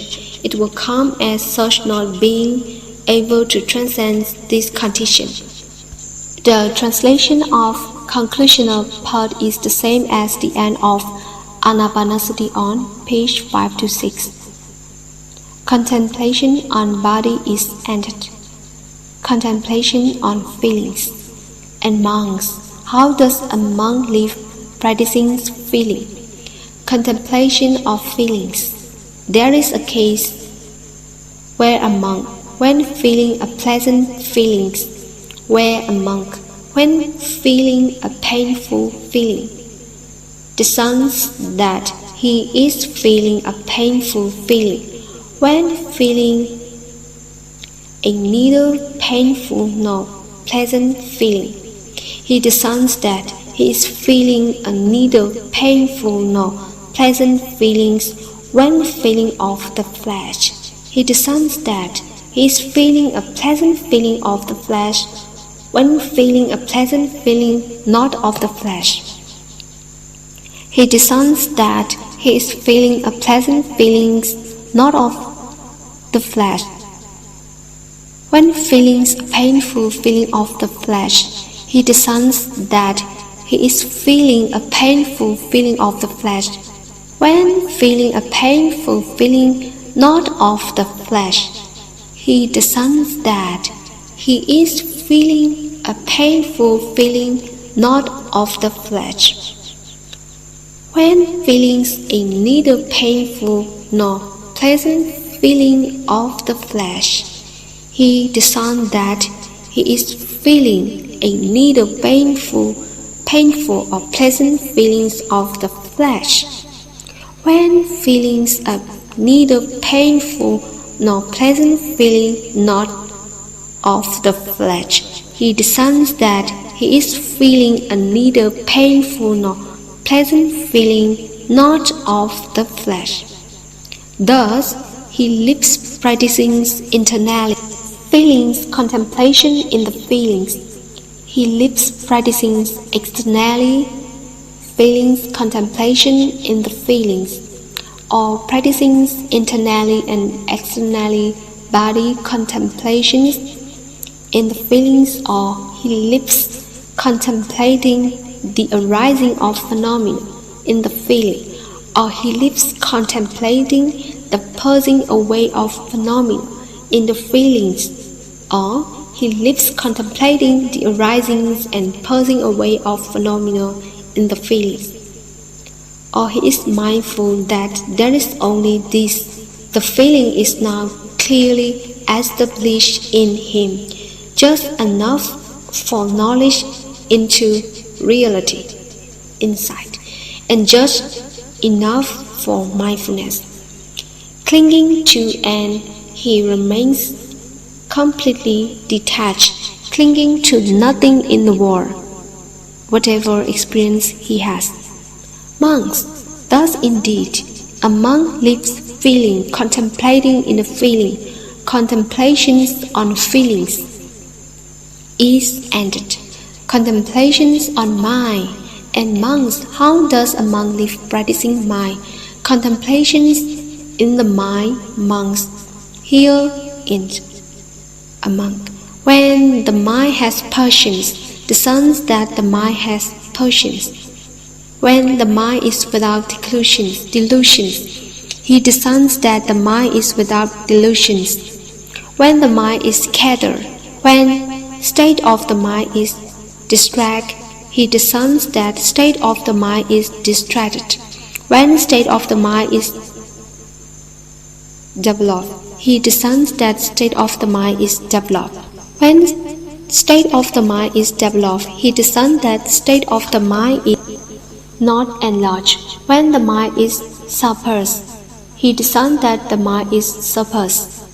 When the mind is unsuppressed, he discerns that the mind is unsurpassed. When the mind is concentrated, he discerns that the mind is concentrated. When the mind is not concentrated, he discerns that the mind is not concentrated. When the mind is released, he discerns that the mind is released. When the mind is not released, he discerns that the mind is not released. Thus, he lives practicing internally mind contemplations in the mind. He lives practicing externally mind contemplation in the mind, or practicing internally and externally mind contemplations in the mind. Or he lives contemplating the arising of phenomena in the mind, or he lives contemplating the passing away of phenomena in the mind.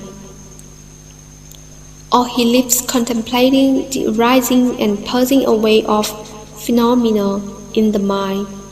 Or he is mindful that there is only this. The mind is now clearly established in him, just enough for knowledge into reality, insight, and just enough for mindfulness, and he remains completely detached, clinging to nothing in the world, whatever experience he has. Monks, thus indeed, a monk's live mind contemplating patience in the mind, contemplation on the states of.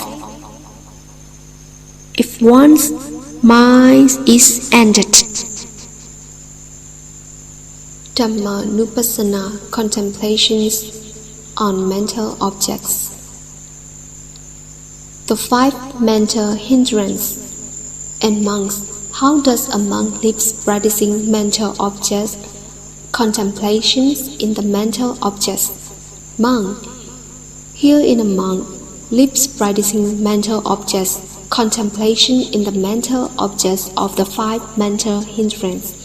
And monks. How does a monk live practicing mental objects, contemplations in mental objects of the 5 mental hindrances? And monk. How does a monk live practicing mental objects, contemplations in mental objects of the 5 mental hindrances? There is the case where there being sensual desire present within. The monk discerns that there is a sensual desire in me, or when sensual desire is absent within. He discerns that there is no sensual desire in me. He discerns that how the arising of a non-arising sensual desires comes to be, and he discerns that how the non-arising in the future of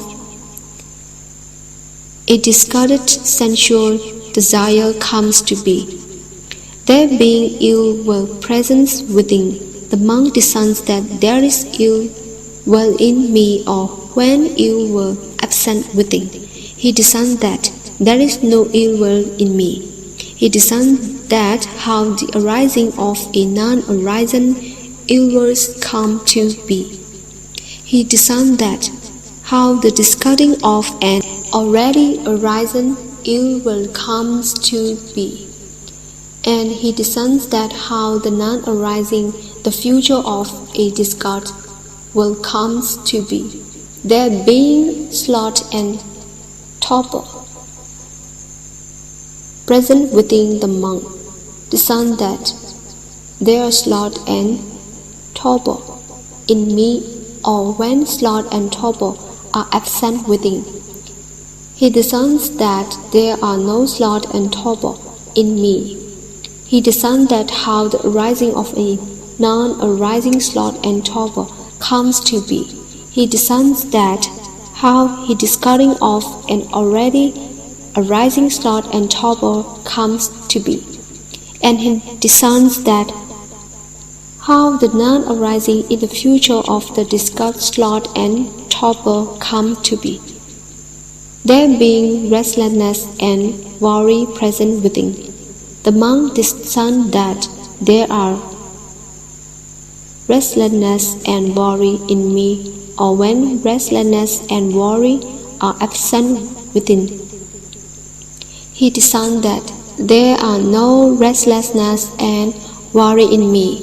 He discerns that how the arising of non-arising restlessness and worry comes to be. He discerns that how the discarding of an already arisen restlessness and worry come to be. And he discerns that how the non-arising in the future of discard, restlessness and worry come to be. There being doubt is present within. The monk discerns that there is doubt in me, or when sensual desire is absent within. He discerns that there is no doubt in me. He discerns that how the discarding of an already arisen doubt comes to be, and discerns that how the non-arising in the future of a discerns doubt comes to be. Thus, he lives practicing internally mental objects, contemplations in mental objects. He lives practicing externally mental objects, contemplating in mental objects, or practicing internally and externally mental objects, contemplations in mental objects. Or he lives contemplating the arising of phenomena in the mental objects, or he lives contemplating the passing away of phenomena in the mental objects, or he lives contemplating the arisings and passing away of phenomena in the mental objects, or he is mindful that there is only this is the mental object, is now clearly established in him, just enough for knowledge into reality insight, and just enough for mindfulness, and he remains completely detached, clinging to not hink in the world, to nothing in the world. Whatever experience he has, monks does indeed, among lips practicing mental object contemplations. In mental objects of the five mental hindrances. The five mental hindrance contemplation is ended. Five aggregates on clinging. Furthermore, monks here in a monk, lives practicing mental objects, contemplations in mental objects of the five aggregates of clinging. And monks, how does a monk lives practicing mental objects, contemplation in mental objects of the five aggregates of clinging? Monks, here in a monk, reflects. Thus is corporeality material form. Thus is the arising of corporeality. Thus is the passing away of corporeality. He reflects, thus is feeling. Thus is the arising of feeling. Thus is the passing away of feelings. He reflects. Thus is perception. Thus is the arising of perceptions. Thus is the passing away of perceptions. He reflects. Thus are mental formations. Thus is arising of mental formations. Thus is the passing away of mentions. He reflects. Thus is consciousness. Thus is the passing away of consciousness.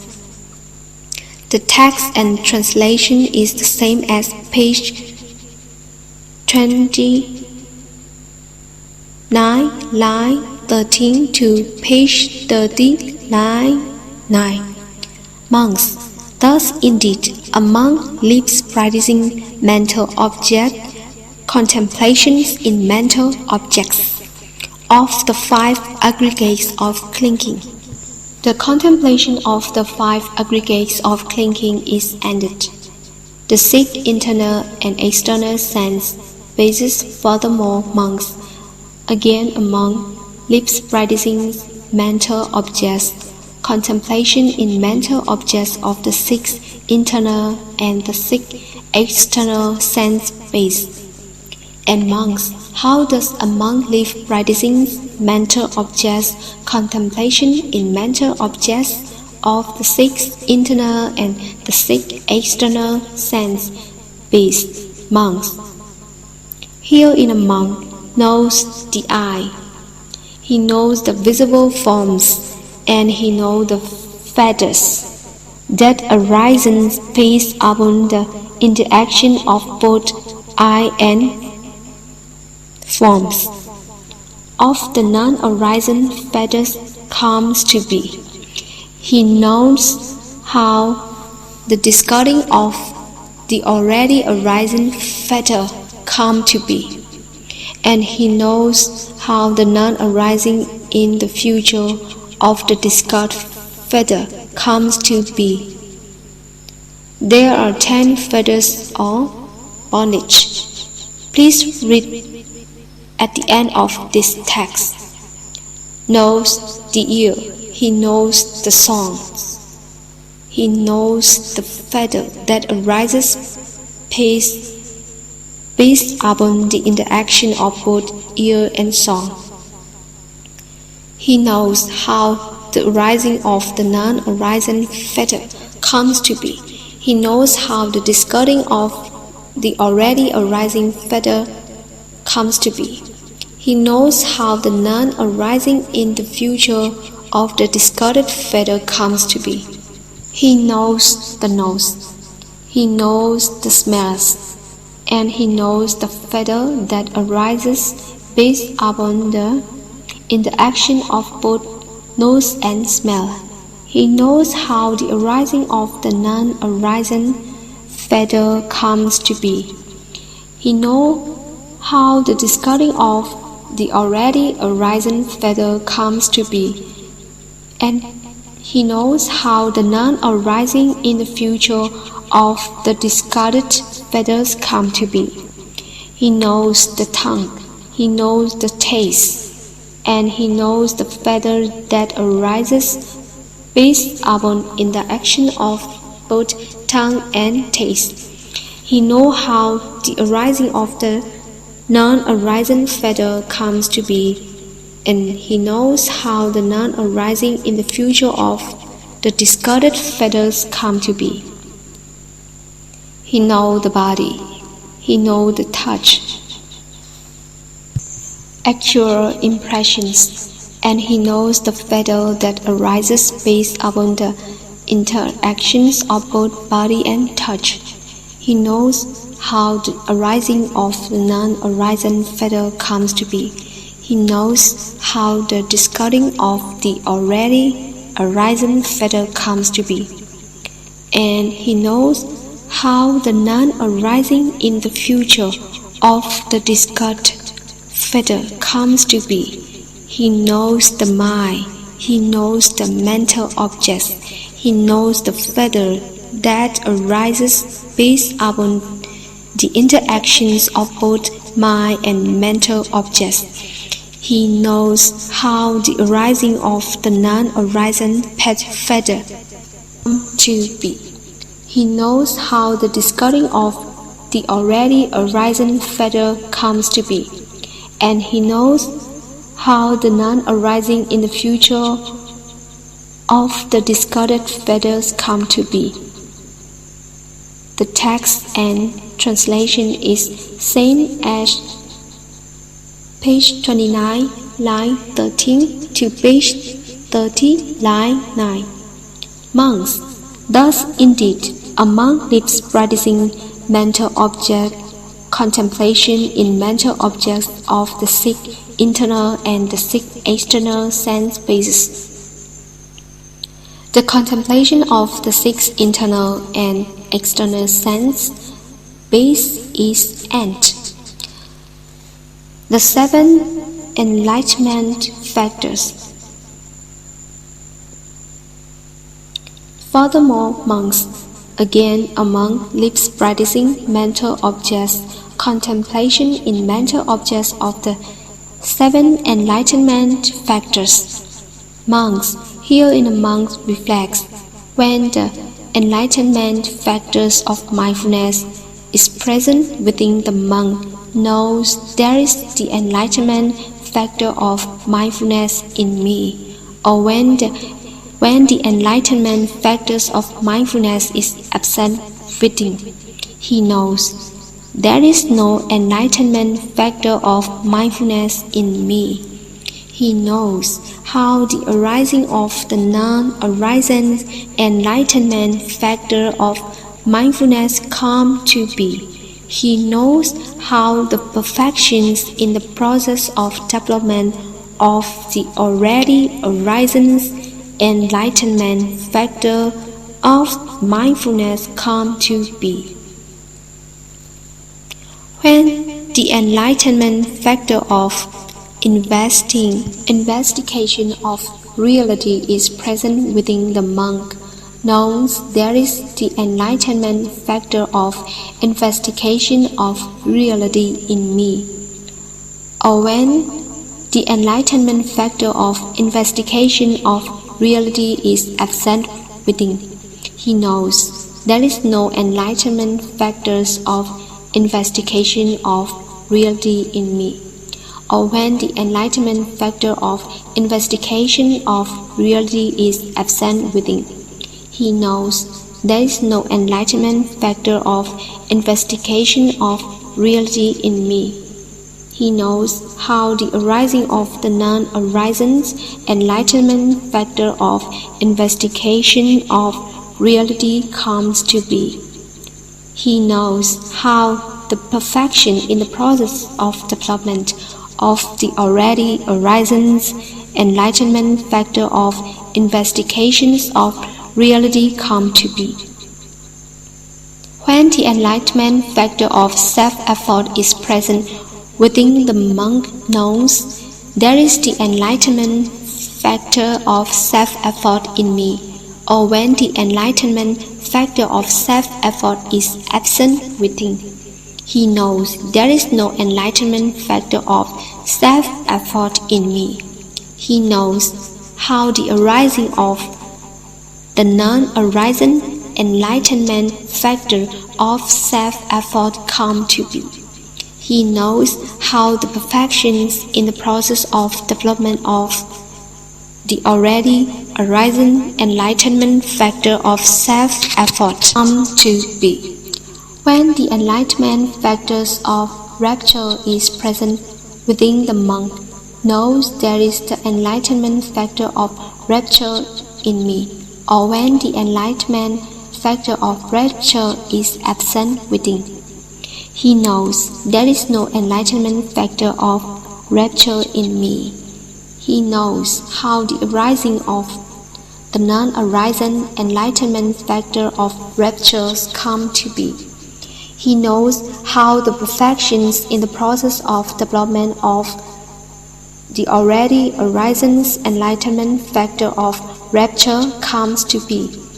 When the enlightenment factors of tranquility is present within the monks, knows there is the enlightenment factors of tranquility in me, or when the enlightenment factor of tranquility is absent within, he knows there is no enlightenment factors of tranquility in me. He knows how the arising of the non-arising enlightenment factor of tranquility comes to be. He knows how the perfections in the process of development of the already arising enlightenment factors of tranquility comes to be. When the enlightenment factor of right concentration is present within the monks, knows there is the enlightenment factor of right concentration in me. Or when the enlightenment factor of right concentration is absent within, he knows there is no enlightenment factor of right concentration in me. He knows how the arising of the non-arising enlightenment factor of right concentration comes to be. He knows how the perfections in the process of development of the already arising enlightenment factor of right concentration come to be. When the enlightenment factor of equanimity is present within the monks, knows there is the enlightenment factor of equanimity in me, or when the enlightenment factor of equanimity is absent within, he knows there is no enlightenment factor of equanimity in me. He knows how the arising of the non-arising enlightenment factor of equanimity comes to be. He knows how the perfection in the process of development of the already arising enlightenment factor of equanimity comes to be. Monks, thus indeed, a monk's live practicing mental object contemplations in mental objects of the seven enlightenment factors. The contemplation on of the seven enlightenment factors is ended. The Four Noble Truths.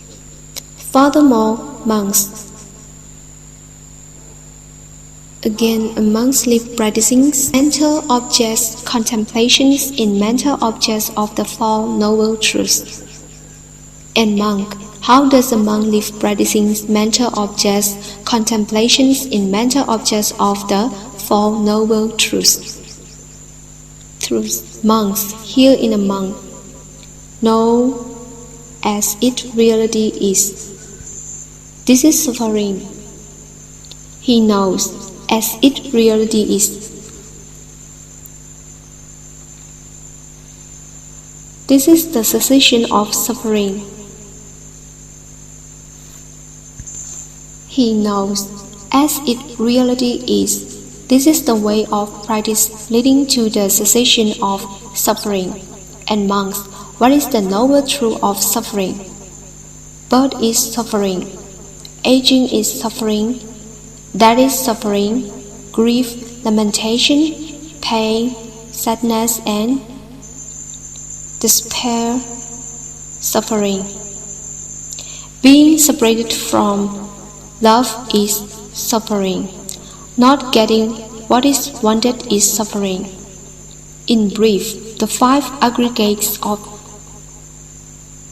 grasping are suffering. And what monks is birth, the birth of different kinds of beings in the various realms of sentient existence. They are being born, they are originations, they are being conceived, they are being come to existence. The manifestation of their aggregate of beings, the acquisitions of the sense basis. This monk is called birth. And what monk is aging? The aging of different kinds of being in the various realms of sentient existence. They are aged, frail, grey and wrinkled, the declining of their life force, the wearing out of their sense faculties. This monk is called old age. And what monks is that? Whatever, diseasing, passing away, breaking up, disappearance, dying, death, completion of time, breakups of the aggregates, casting off of the body, interruption in the life faculty of the various beings in this or that group of beings. Monks, that is called death. And what is sorrow, monks? Monks, whatever sorrow. Sorrowing sadness of anyone suffering from misfortune, touched by a painful things. Monk, that is called lamentations. And what is pain, monks? Monks, whatever is experienced as partly pain, partly discomfort, pain or discomfort born of bodily contact. Monks, that is called pain. And monk, what is distress? Whatever is experienced as mental pain, mental discomfort, pain or discomfort born of mental contact. Monks, that is called distress. And monk, what is despair? Despondency, desperation of anyone suffering from misfortune, touched by a painful things. Monk, that is called despair. And monks, what is the stress of association with the unbeloved? This is the case where undesirable, unpleasing, unattractive sights, songs, aromas, flavors or tactile sensations occur to one, or one has connections, contact, relationship, interactions with those who wish one ill, who wish for one's harm, who wish for one's discomfort, who wish one no security from the yoke. This is called the stress of association with the unbeloved. and monks. What is the stress of separations from the love? Monks, that is the case where desirable, pleasing, attractive sight, sounds, aromas, flavors, or tactile sensations do not occur to one, or one has connections, no contact, no relationship, no interactions with those who wish one were, who wish for one's benefit, who wish for one comfort, who wish one security from the yoke, nor with one's mother, father, brother, sister, friends, companion, or relatives. This is called the stress of separations from the love. And monks, what is the stress of not getting what one wants in being subject to birth? The wish arises, oh, may we not be subject to birth, and may birth not come to us. But this is not be achieved by wishing. This is the stress of not getting what one wants. Monks, in being subject to aging, this wish arises, oh, may we not be subject to aging, and may aging not come to us. But this is not be achieved by wishing. This is the stress of not getting what one wants. Monks, in being subject to illness, this wish arises, oh, may we not be subject to illness, and may illness not come to us. But this is not be achieved by wishing. This is stress of not getting what one wants. Monk, in being subject to that, this wish arises, oh, may illness not come to us, but this is not be achieved by wishing. This is the stress of not getting what one wants. Monks, in being subject to sorrow, lamentation, pain, distress, and despair, this wish arises, pain, distress, and despair. Oh, may we not be subject to sorrow, lamentation, pain, distress, and despair, and may this not come to us. But this is not be achieved by wishing. This is stress of not getting what one wants. And what are the 5 aggregates for clinging? Sustenance, that, in short, are stress. They are as follow: form as an aggregate for clinging, sustenance feeling as an aggregate for clinging, sustenance fabrications as an aggregate for clinging, sustenance conscious perception as aggregate for clinging, sustenance fabrications as an aggregate for clinging, sustenance fabrications as an aggregate for clinging, sustenance fabrications as an aggregate for clinging, sustenance consciousness as an aggregate for clinging. These are called the 5 aggregates for clinging. Briefly, the 5 aggregates of clingings are suffering. Monks, this is called the noble truth of stress, truth of causes of sufferings. And monks, what is the noble truth of the cause of suffering? The craving that makes for further becoming, accompanied by passions and delight. Releasing now, here, and now there, namely craving for sensuality, craving for becoming, craving for non-becoming. And monks, where does this craving find its congenial to arise? When does it find congenial to take root? Whatever is end, earring, and alluring in time of the world.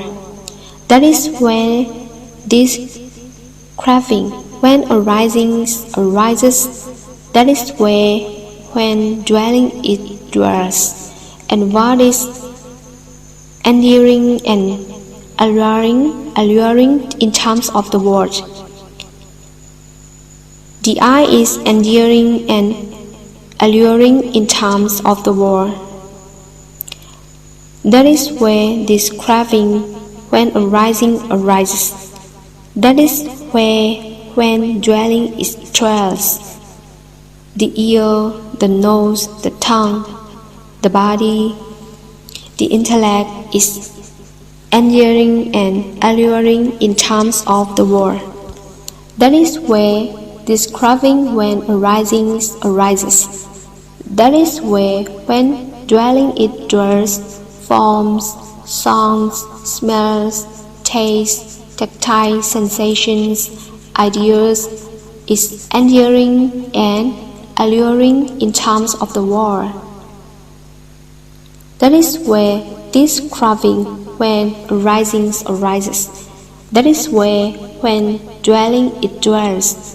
Eye consciousness, ear consciousness, nose consciousness, tongue consciousness, body consciousness, intellect consciousness is endearing and alluring in terms of the world. That is where this craving, when arises. That is where when dwelling is dwelt, eye contact, ear contact, nose contact, tongue contact, body contact, intellect contact is enduring and alluring in terms of the world. This is where this craving, when arises. That is where when dwelling it dwells, feeling born of eye contact, feelings born of ear contact, feeling born of nose contact, feeling born of tongue contact, feelings born of body contact, feelings born of intellect contact is enduring and alluring when arises. That is where when dwelling it dwells, perceptions of form, perceptions of song, perception of smell, perception of taste, perceptions of tactile sensations, perceptions of idea is enduring and alluring in terms of the world. That is where this craving, when arises. That is where when dwelling it dwells. Intention for forms, intention for songs, intention for smells, intention for taste, intention for ideas is enduring and alluring in terms of the world. That is where this craving, when arises.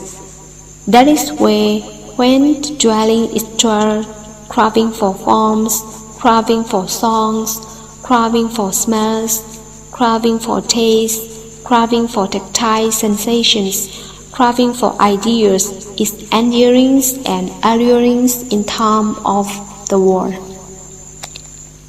That is where this craving, when arises.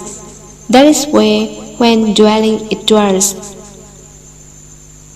Thought directed at forms, thought directed at songs, thought directed at smells, thought directed at taste, thought directed at tactile sensations, thought directed at ideas is enduring and alluring in terms of the world. That is where this craving, when arises. That is what is where when dwelling it dwells. Evaluations of forms, evaluation of song, evaluation of smell, evaluation of taste, evaluation of tactile sensations, evaluations of ideas is enduring and alluring in terms of the world. That is where this craving, when arises. That is where when dwelling it dwells. Monks, this is called the noble truth of the cause of suffering. Truth of cessation of suffering. And monks, what is the noble truth of the cessation of suffering? The remainterless fading cessations, renunciations, relinquishment, release, and letting go of that very craving. And monks, where, when being abandoned, is this craving abandoned? And where, when ceasing, does it cease? Whatever is enduring and alluring in time of the world, that is where, when being abandoned, this craving is abandoned. That is where, when being abandoned, this craving is abandoned. That is where, when ceasing, it ceases. And what is enduring and alluring in terms of the world? The eye is enduring, alluring in terms of the world. That is where, when being abandoned, this craving is abandoned. That is where, when being abandoned, this craving is abandoned. That is where, when ceasing, it ceases. The ear, the nose, the tongue, the body, the intellect is enduring and alluring in terms of the world. That is where, when being abandoned, this craving is abandoned. That is where, when ceasing, it ceases. Forms, songs, smell, taste, tactile sensations, ideas is enduring and alluring in terms of the world. That is where, when being abandoned, this craving is abandoned. That is where, when ceasing, it ceases. The ear, the nose, the tongue, the body, the intellect is enduring and alluring in terms of the world. That is where, when being abandoned, this craving is abandoned. That is where, when ceasing, it ceases. I consciousness is enduring and alluring in terms of the world. That is where, when being abandoned, this craving is abandoned. That is where, when ceasing, it ceases. Ear consciousness, nose consciousness, tongue consciousness, body consciousness is enduring and alluring in terms of the world. That is where, when being abandoned, this craving is abandoned. That is where, when ceasing, it ceases. Eye contact, ear contact, nose contact, tongue contact, body contact, intellect contact is enduring and alluring in terms of the world. That is where, when being abandoned, this craving is abandoned. That is where, when ceasing, it ceases. Feeling born of eye contact, feelings born of ear contact, feeling born of nose contact, feeling born of tongue contact, feeling born of body contact, feeling born of intellect contact is enduring and alluring in terms of the world. That is where, when being abandoned, this craving is abandoned. This is where, when ceasing, it ceases. Perceptions of form, perception of song, perceptions of smell, perceptions of taste, perceptions of tactile sensations, perceptions of idea is enduring and alluring in terms of the world. That is where, when being abandoned, this craving is abandoned.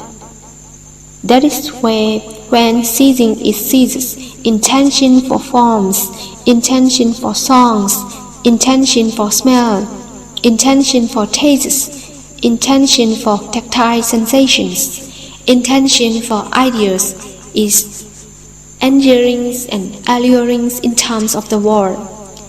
That is where, when being abandoned, this craving is abandoned.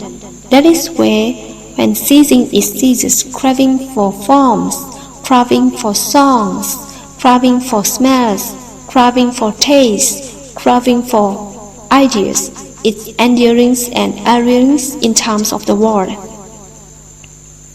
That is when being abundant, describing is abundant.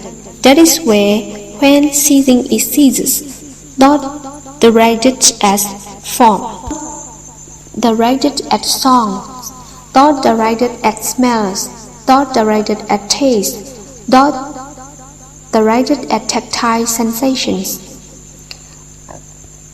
not directed at ideas is enduring and alluring in terms of the world. That is where when being abundant, describing is abundant. That is where when ceasing it ceases. Evaluation of forms, evaluation of songs, evaluations of smells, evaluations of taste, evaluations of tactile sensations, evaluations of ideas is enduring and alluring in terms of the world.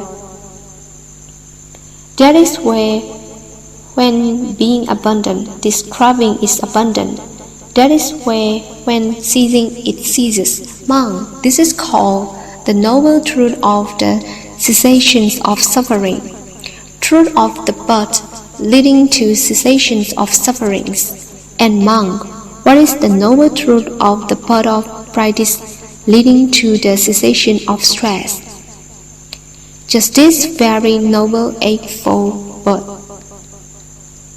namely, right resolve, right speech, right actions, right livelihood, right effort, right mindfulness, right concentrations. And monk, what is right view? Monks, knowledge with regard to suffering, knowledge with regard to the cessation of suffering. Monk, this is called right views. And monks, what is right resolve?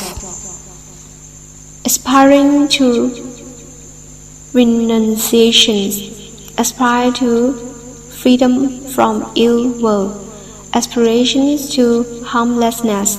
Monks, this is called right resolve. These number 1 and 2 are in category of Panya or wisdom. And what is right resolve? Speech. Abstaining from lying, abstaining from divisive speech, abstaining from abusive speech, abstaining from idle chatter.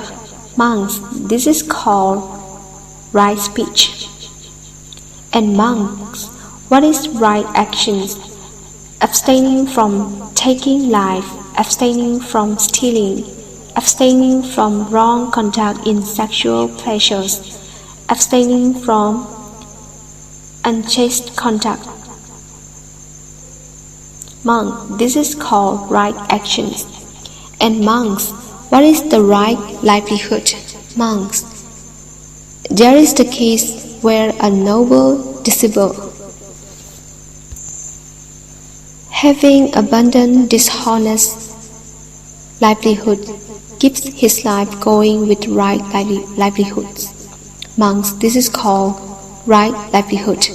And monks, what is the right effort?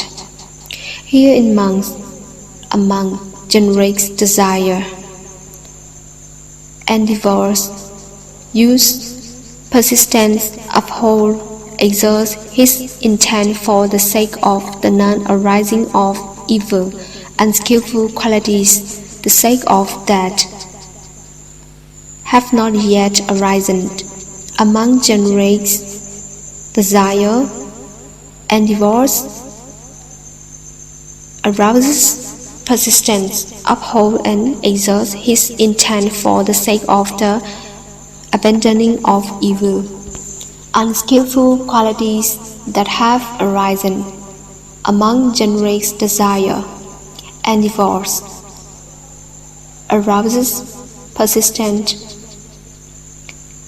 upholds and exerts his intent for the sake of the arising of skillful qualities that have not yet arisen. For the maintenance, non-confusions increase. Plenitude, development, culminations of skillful qualities that have arisen. This monk is called right effort. And monk, what is right mindfulness? There is the case where a monk lives practicing body contemplations in the body ardent, alert, mindful, putting aside greed and distress with reference to the world. He lives practicing feeling contemplations in feelings ardent, alert, and mindful, putting aside greed and distress with reference to the world. In feelings ardent, alert, and mindful, putting aside greed and distress with reference to the world. He lives practicing mind contemplations in the mind, ardent, alert, and mindful, putting aside greed and distress with reference to the world. He lives practicing mental contemplations in the mental objects, ardent, alert, and mindful, putting aside greed and distress with reference to the world. This monk is called right mindfulness. And monks, what is the right concept? There is the case where a monk quite withdrawn from sensuality, withdrawn from unskillful mental qualities, enters and remains in the fifth jhana. Rapture and pleasure born from withdrawal, accompanied by directed thought and evaluation with the stilling of directed thought and evaluation. He enters and remains in the second jhana, rapture and pleasure, born of composure, unification of awareness, free from directed thought and evaluation, internal assurance. With the fading of rapture, he remains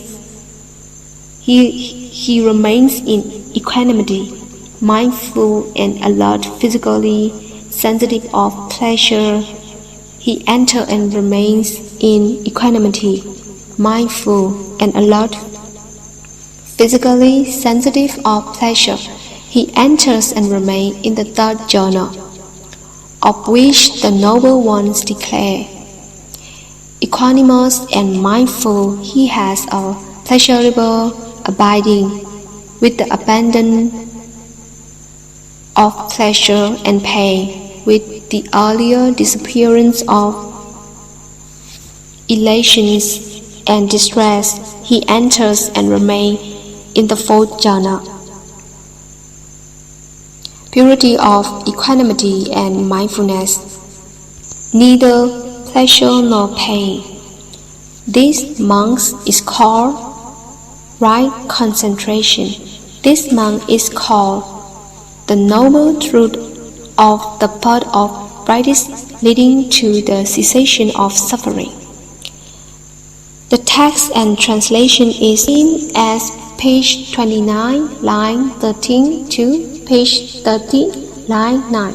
Monks, thus indeed, a monk lives practicing mental objects, contemplation in mental objects, with reference to the Four Noble Truths.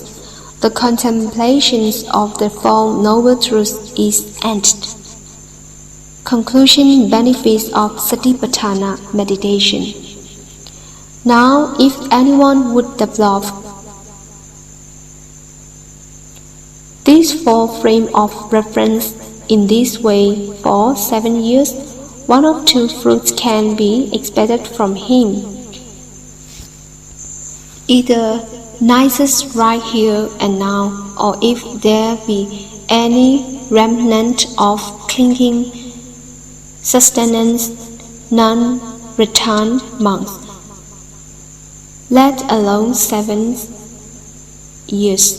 If anyone would develop these four foundations of mindfulness in this way for 6 years, for 5 years, for 4 years, for 3 years, for 2 years, for 1 year, for 7 months, for 6 months, for 5 months, for 4 months, for 3 months, for 2 months, for 1 month, for half a month, for 7 days. One of two fruits can be expected for him. Either nicest right here now, or if there be any remnant of clinging sustenance, none return. Monks, this is the direct birth of for the purification of beings, for the overcoming of sorrow and lamentations, for the disappearance of pain and suffering, for the attainment of the right method and lamentations, for the disappearance of pain and suffering, for the attainment of the right method, and for the realization of unbinding. In other words, the 4 foundations of mindfulness, and it is for this reason that is what said. Thus the Lord said, that is what the Blessed One said. Gratify the monk's delight in the Blessed One's word. Mahasatipatthana Suttam Nitthidam. End of the discourse. Appendix 1. The 10 fetters or bondage, as mentioned on page 101. Page 32. 1. Sakkayati. This personality view, false view of individuality. 2. Vicikiccha. Doubt, uncertainty. 3. Silabbata paramasa. Adherence to rules and rituals. 4. Kamaraga. Sensual lust. 5. Patika.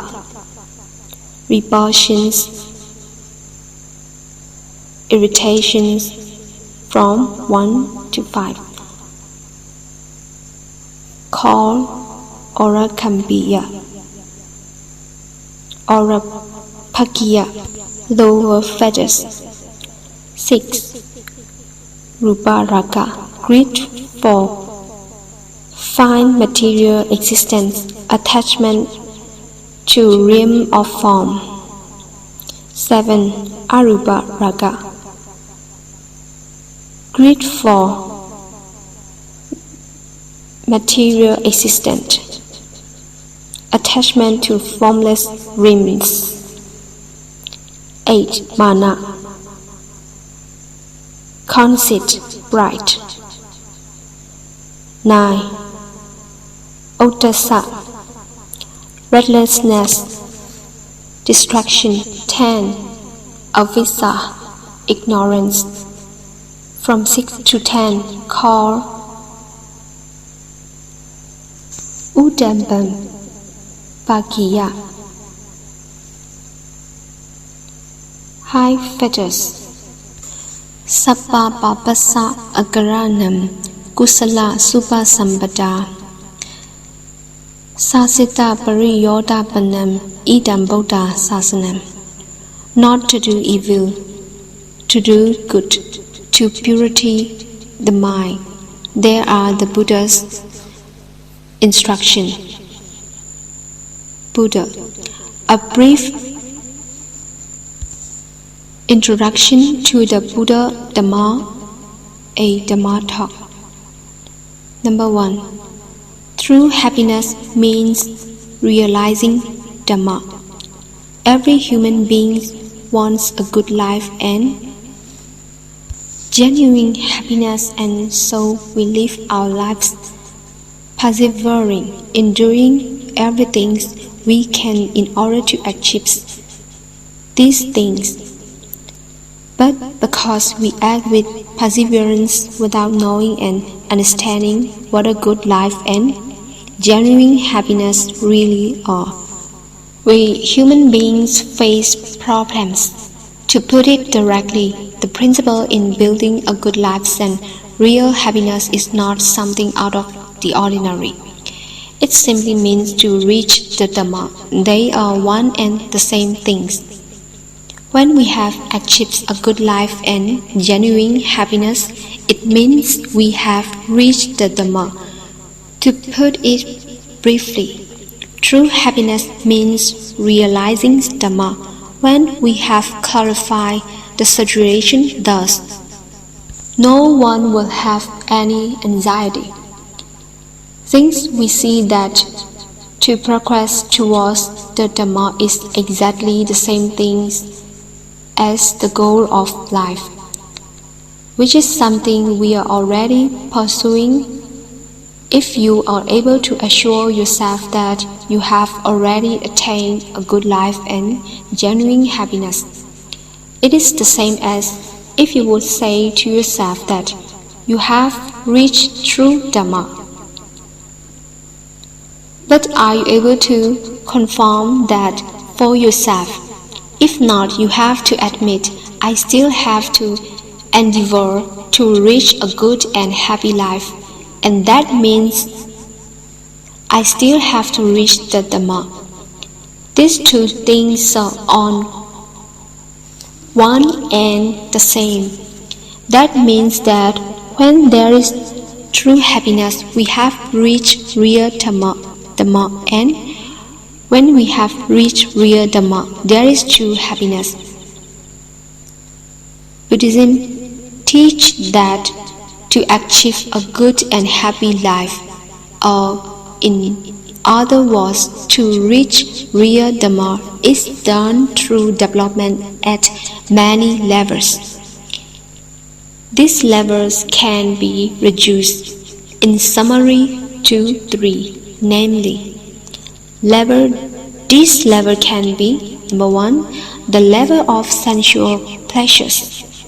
This is a life that is confused and that continually whirls around searching for forms, sounds, smell, taste, and tangible things that are beautiful, pleasing, sweet-smelling, exciting, and palatable, and that are consumed to satisfy the eyes, the ears, the nose, the tongue, and the body.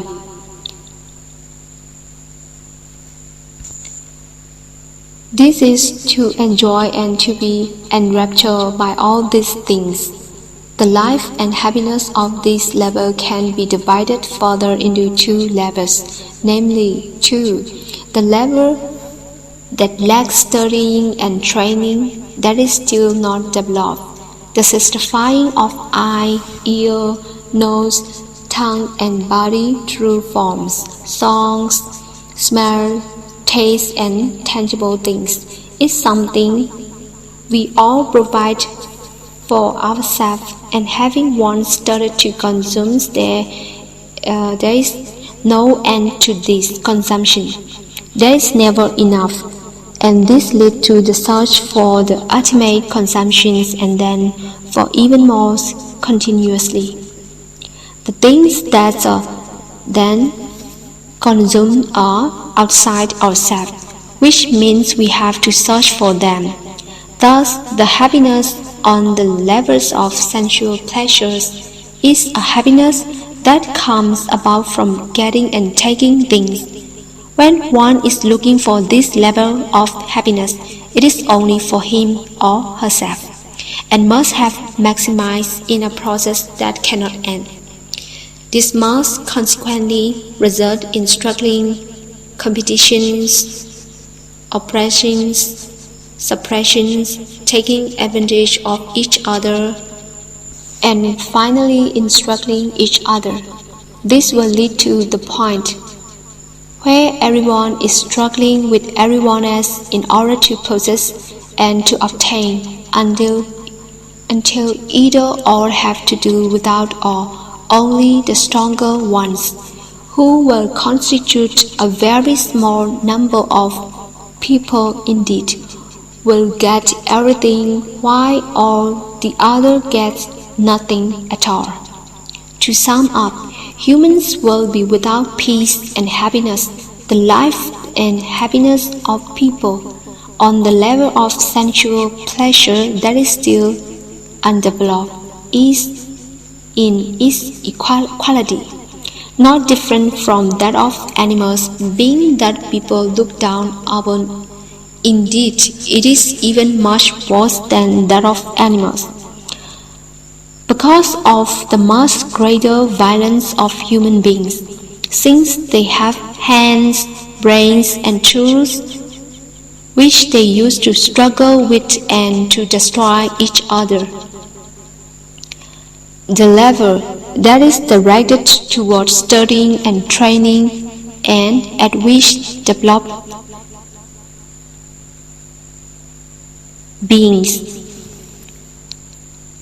Though everyone is looking for wealth, money, rank, and status in order to get and consume things, and all we have a tendency to consume as much as possible, the Buddha does not condemn this. Rather, he wishes there to be a means of restraint and for human sense desire to remain within limits, so that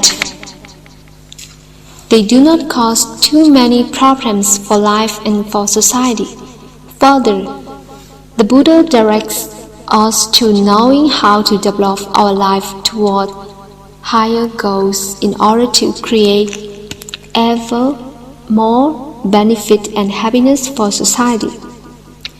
The above-mentioned means of restraint or imposing limit is nothing other than sila, morality. Restraint or imposing limits is nothing other than precepts, especially on the basic level of the 5 precepts.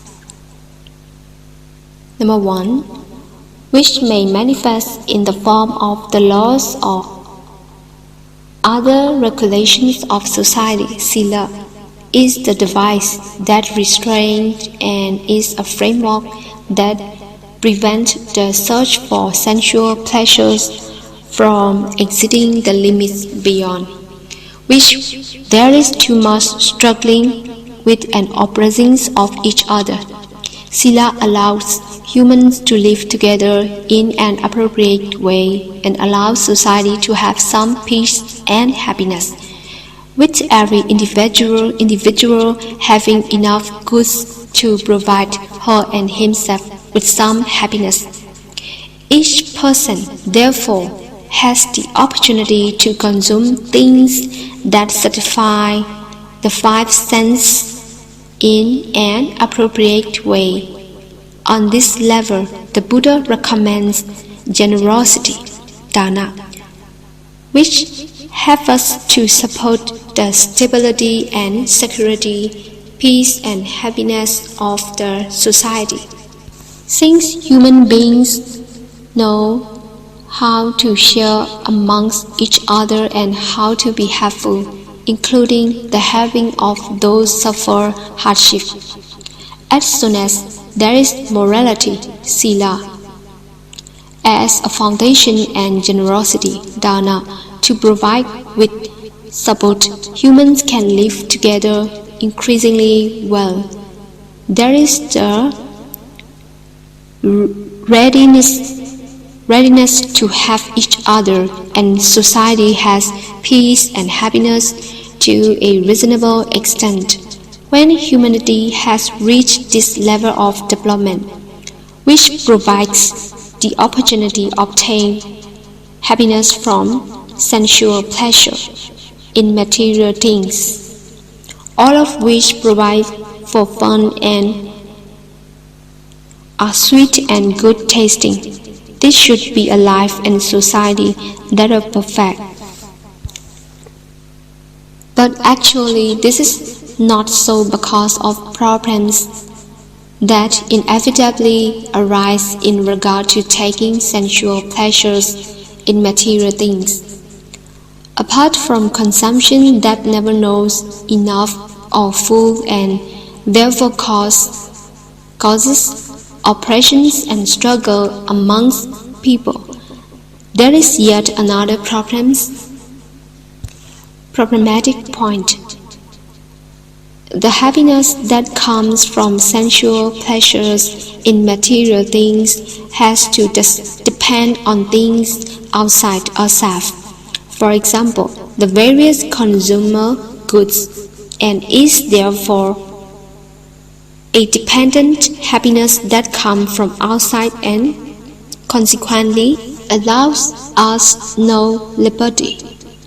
Apart from that, both all of the external things and we ourselves, the ones who consume, fall under an unavoidable aspect of the law of nature, that of impermanence or change, which is to say birth, decay, death. When we add all these unfavorable conditions to the characteristic of searching, consuming, and not knowing, full and enough problems will increase. Though having reduced the problem of mutual oppressions, we still have to encounter the problems of the life of the mind, these arising from unknowingly embedding the characteristic of suffering into the happiness of consuming sensual pleasure in material things. For example, the fear that accompanies hope, the worries, mistrust, and apprehensions that are hidden in and overlap the acts of getting and have the numb habit and boredom that are the consequences of repeated consumptions, the falling into a state of slavery or helplessness. Whenever one is dealing hardship or disappointment and sad, whenever compelled to encounter loss or sacrifice, this will cause regret. For this reason, the Buddha said that to have reached this level is still not enough. We are humans, therefore we have potential to develop ourselves further. If we develop ourselves only to this level, there is still no way to escape from suffering. We must still encounter suffering, but externally.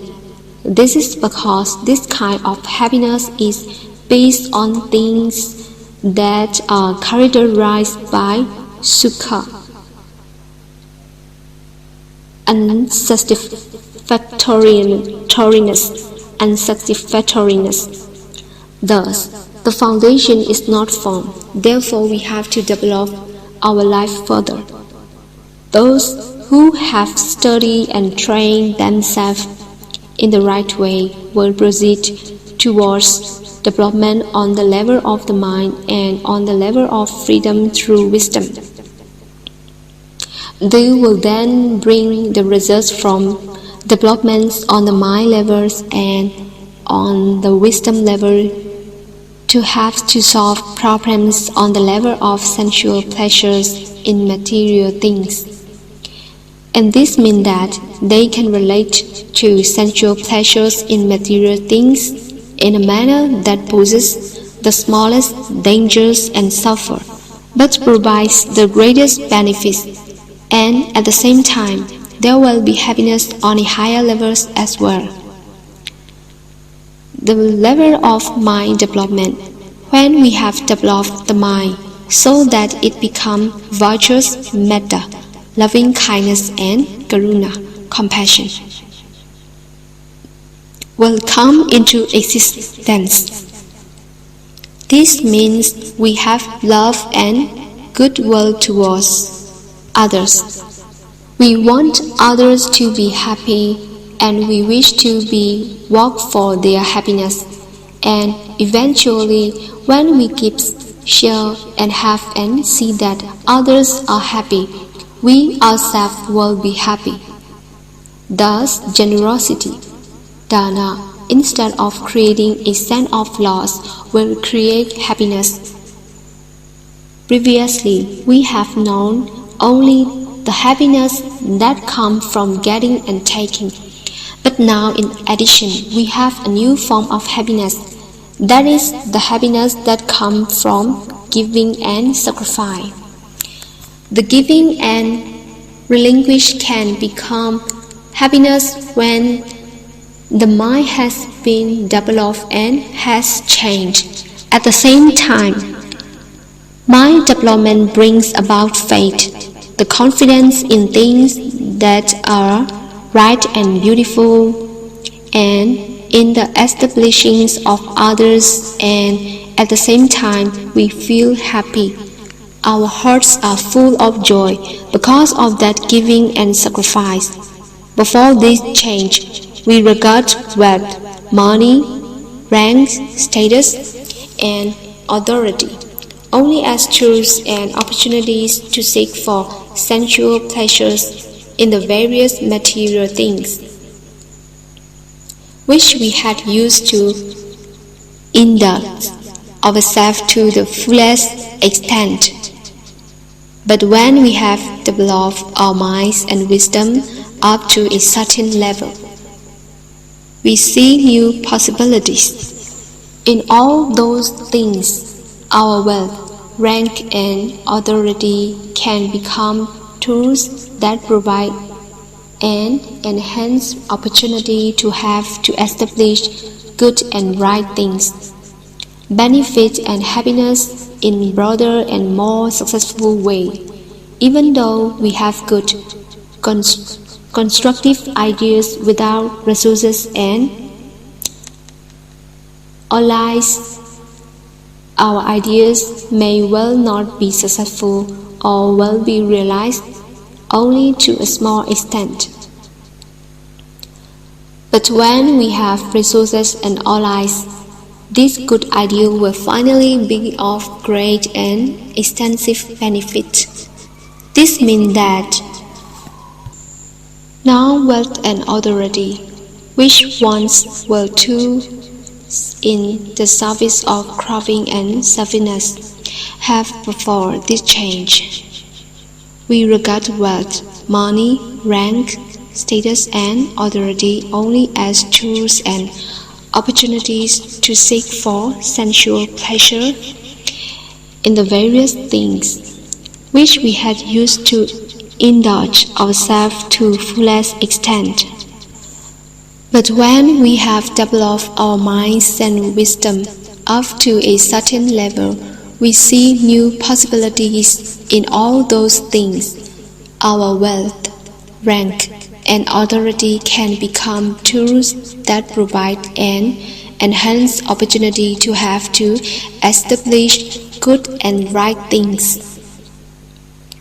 benefits and happiness in a broader and more successful way. Even though we have good, constructive ideas, without resources and allies, our ideas may well not be successful or will be realized only to a small extent. But when we have resources and allies, these good ideas will finally be of great and extensive benefit. This means that now wealth and authority, which once were tools in the service of craving and selfishness, have become implant of the Dhamma. People who haven't developed or haven't studied and trained people who have correctly have the understanding that a society able to establish technology and invent seemingly infinite range of goods for consumption is a society able to establish technology and invent a seemingly infinite range of goods for consumption is a society that is already developed and has a high level of cultivation. But when we have studied and trained correctly and have developed ourselves to some extent, we will consequently understand that on no account are these material things alone the characteristic of true civilization or of development. On the contrary, being developed or possessing civilization implies a change inside human beings, which then allows them to deal with technology and other aspects of modern society in the right way. Development on the mind level will allow the individual to have a mind that contains virtues like loving kindness, metta, compassion, karuna, faith, sattva, gratitude, katanyu, katavedika, vedita, and so on. It is a mind with efficiency, strength, stability, diligence, and patience. A mind that has mindfulness, sati, and knows its responsibilities, and so is in good health because it is peaceful, relaxed, clear, fresh, joyful, and happy. When there is already some development on the mind level, wisdom will come into existence, and then the search for happiness on the level of sensual pleasure in material things changes in a positive direction, both for the life of the individual as well as for the peace of society. And in addition, the happiness will become more and more refined, which at the same time enhance the quality of life. The development of the mind level will provide the mind with other important characteristics as well. With a lot of power, like directing a flow of water down a tube or channel, instead of allowing it to scatter. With a clarity that is conducive to the applying of wisdom, like a pool of water that is so still that the dirt sinks down and leaves the water unclouded, so that everything in the pool can be seen clearly, and with peacefulness and happiness, because the mind is undisturbed, unclouded, and thus not worried. The mind with these characteristics is called kamaniya, meaning suitable for work, ready for the establishing for the various virtues. It is in a condition where it can be used for reflections, investigations, and contemplations through wisdom, which is the characteristic of a mind that has samadhi, concentration. Thus, the development on the mind level has concentration, samadhi, as an axis or as agent. If we develop samadhi so that it becomes more resolute, it deepens until it reaches the different jhanas, which exist at a level of material dhamma, rupa vakara, vasaka, vasara,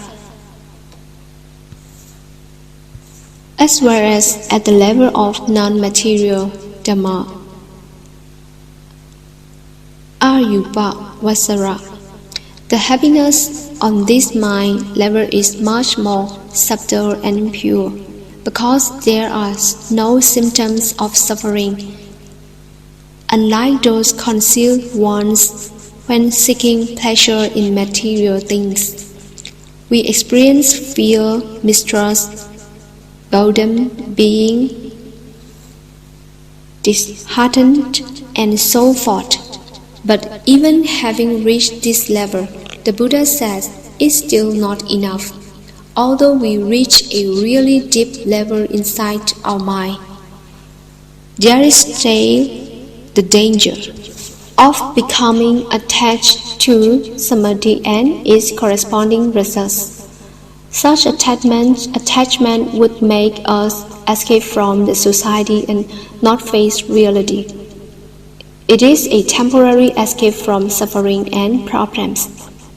But as soon as we emerge from samadhi, we will encounter the same old conditions, which mean that we still have attachment and are still subject to the law of nature that oppress us. That means there has been no solution of the problems at all.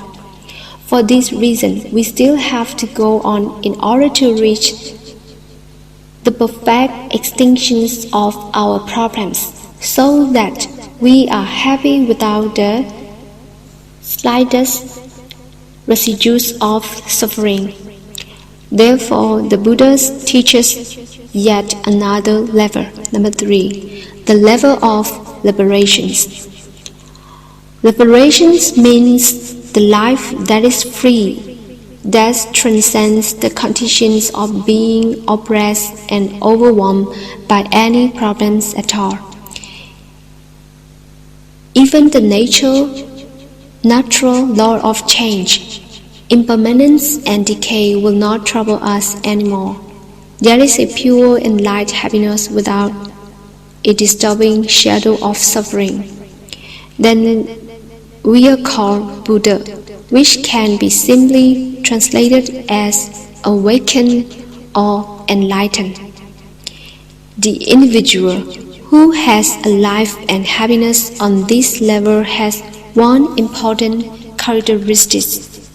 One has done everything that needs to be done. One has achieved the highest benefit for oneself. Thus, that individual can work for others to the fullest extent possible through the highest positive emotion, which is called Karuna Dhamma, pure and perfect compassion. Life and happiness on this level is achieved through the wisdom of insight, Pinya. One who conducts his or her life on this level is living through wisdom, the knowing of the truth of all things, which according of the truth of all things, which accord with the natural law of cause and effect. In other words, one knows the law of nature, which includes the natural law of change. Suffering cannot overwhelm one anymore. There is nothing that could cause one problems because one's wisdom knows and is therefore able to solve problems in accordance with the law of nature of cause and effect. It doesn't matter what one may encounter, there will be no suffering when the mind has developed to a point where life and happiness have reached this level, which already contains a natural freshness and joyfulness. We can also experience the happiness that comes from the mind level too, as well as the happiness experienced through the 5 senses, and all this will be without any danger or harm. Everything is in a condition of perfect balance because of the stressless wisdom that supervises all. Therefore, we can say that having reached the happiness of this last level, which is free from suffering because of wisdom, there is nothing beyond it. All this can be summarized as life and happiness on 3 levels, namely, number 1, the level of pleasures in material things, called in brief the level of sense desire, kama, or more fully, kama vasara. To roam about incense desire, we have to use sila, morality, the device that supervises with generosity, dana, as support. Number 2, the level of mind development, called the level of ruva vasara, to roam about in form, and arupa vasara, to roam about in the formless. Here, samadhi, concentration, is that which leads in the development. Number 3, the level of liberation, called the lokuttara, beyond the world. Level of paramata, the highest level. Here, the wisdom of insight is the leader that takes one to the goal. We can conclude that Buddhism has explained the principles needed in order to have a good life. One with happiness, and has divided them into different steps and levels, which have been described above. This is a very easy thing and not out of the ordinary, because its real essence simply concerns how to have a life with genuine happiness. Just that, as I mentioned at the beginning, when there is true happiness, we have reached real Dhamma, and when we reach real Dhamma, there is true happiness. That is, to reach a good life with happiness means to reach the Dhamma. And in order to reach the Dhamma, we have to practice it. The practice of Dhamma is not as difficult as many people might think. Therefore, let us now see what Dhamma practice is like. Number 2, how is Dhamma practice? What is the meaning of practicing Dhamma? To practice Dhamma means to apply the Dhamma. To use the Dhamma in conducting your life and work. This means to apply the Dhamma in a way that brings about benefits in your daily life, so that your life becomes better and happier. Thus, whenever we practice Dhamma, it means we apply the Dhamma in our actual life. In other words, we use the Dhamma to brings about happiness for our life. If the Dhamma is not applied, we cannot speak of practice at all. In Pali, word used for practice, patipati, means to travel, to voyage, to walk a certain path. Usually, to travel means to travel externally, which means to travel in terms of material things. That is, we use our feet to walk, or a vehicle to move us.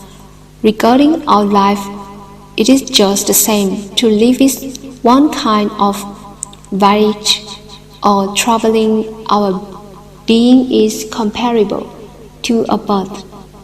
If we live in the right way, we say our voyage in life is right, which means we conduct our life in the right way.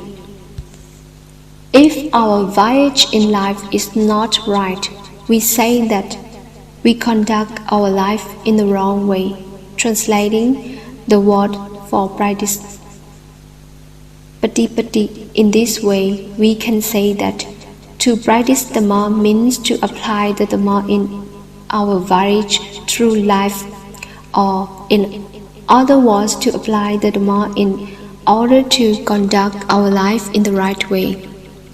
Thus, we can say that if we do not apply the Dhamma, our voyage through life, or in other words, to apply the Dhamma, our voyage through life might be wrong or incorrect, so that we get lost and stumble onto the way that leads to decline or ruin, but not to happiness and progress. Thus, we use the Dhamma as a half and practice Dhamma so that we get the good results we want from our voyage through life. To put simply, to practice Dhamma means to apply the Dhamma, the benefit of our life. Therefore, practice Dhamma is a very broad matter indeed, not merely separating oneself from society, going to a monastery or forest and sitting there to train ourselves in concentration. This is only one aspect of Dhamma practice, namely the endeavor to apply the Dhamma on a deep level of resolute mind training. We can call this kind of practice, where we separate ourselves from society, intensive practice or specific training. Actually, Dhamma practice has to be done the whole time. As we are sitting here, we have to practice Dhamma, meaning to apply the Dhamma. When we do things the right way, we are practicing Dhamma. Whenever we walk or perform our duties in the right way, when we intend to do good things that bring about benefit and success, we are practicing Dhamma consequently.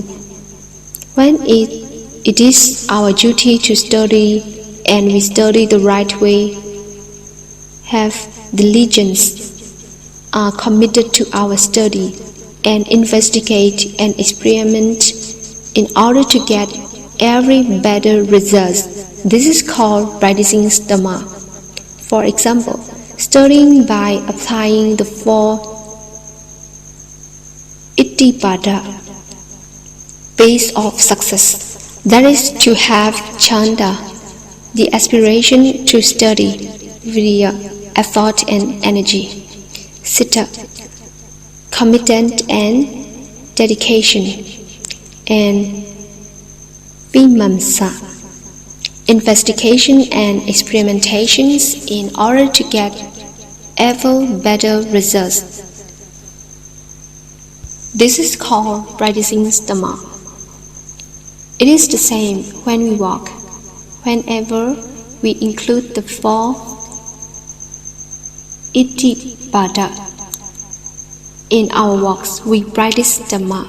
Even when we are driving a car, if we drive observing traffic regulations, drive in a flawless and heedful way, and are polite or to go deeper, are able to relax our mind and are contented and stress-free while driving the car, we practice Dhamma on various levels. Every time we are able to apply the Dhammas in conducting our lives, in walking or performing our duties and are successful to some extent, we can call this Dhamma practice. For this reason, the real Dhamma practice has to be done all the times, because every individual has the duty to conduct his or her life in a right and good way. Even listening to this lecture here and now is Dhamma practice. If we listen with mindfulness, know how to listen and to use our intelligence to investigate and examine the things we hear, this facilitates the arising of wisdom. We can thus conclude that Dhamma practice is a very broad matter indeed. It means applying the Dhamma for the benefit of our lives, for performing our works and duties in the right way in order to make everything we do good and correct, for producing beneficial results that promote a good and beautiful life with genuine happiness. We create the correct conditions that are effective in bringing about beneficial results. This is Dhamma practice. 3. The general principles of Dhamma practice. The first set. The essence of the practice established by the Buddha as Dhamma principles, arranged in different categories, can be summed up very briefly as Sikha. study and training, which is divided into Sila, morality, Samadhi, concentration, and Panya, wisdom. This is called the threefold training, Sikkhataya, being divided in a simple way in order to emphasize the outer aspect for the lay person. The training is designated as Dana, generosity, Sila, morality, and Bhavana, development. This is called the training of meritorious actions or the training in goodness, Panyasika. I would now like to review the principles of the threefold training, both Sikkhataya and Panyasika. Beginning with Sikkhataya. 1. Sila means to be orderly and circumspect in the conduct of one's life and participation in society.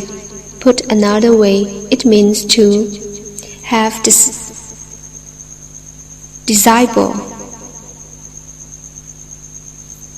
discipline and to behave according to rules and regulations in living with others, so that there is concord in society. A life and a society that are organized, smooth, undisturbed, not in disunity, are conducive to all undertakings and brightest and grandest success and continuous development.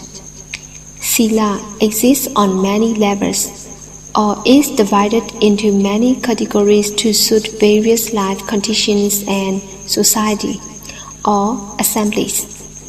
In order to support the practice that will achieve one's goal, the 5 precepts, number 1, provide the foundation for relationship in society to develop with good cooperation and without oppressions of others. A society that is undisturbed and unified grandies the foundation for the peace and happiness of that society. For this reason, the 5 Sila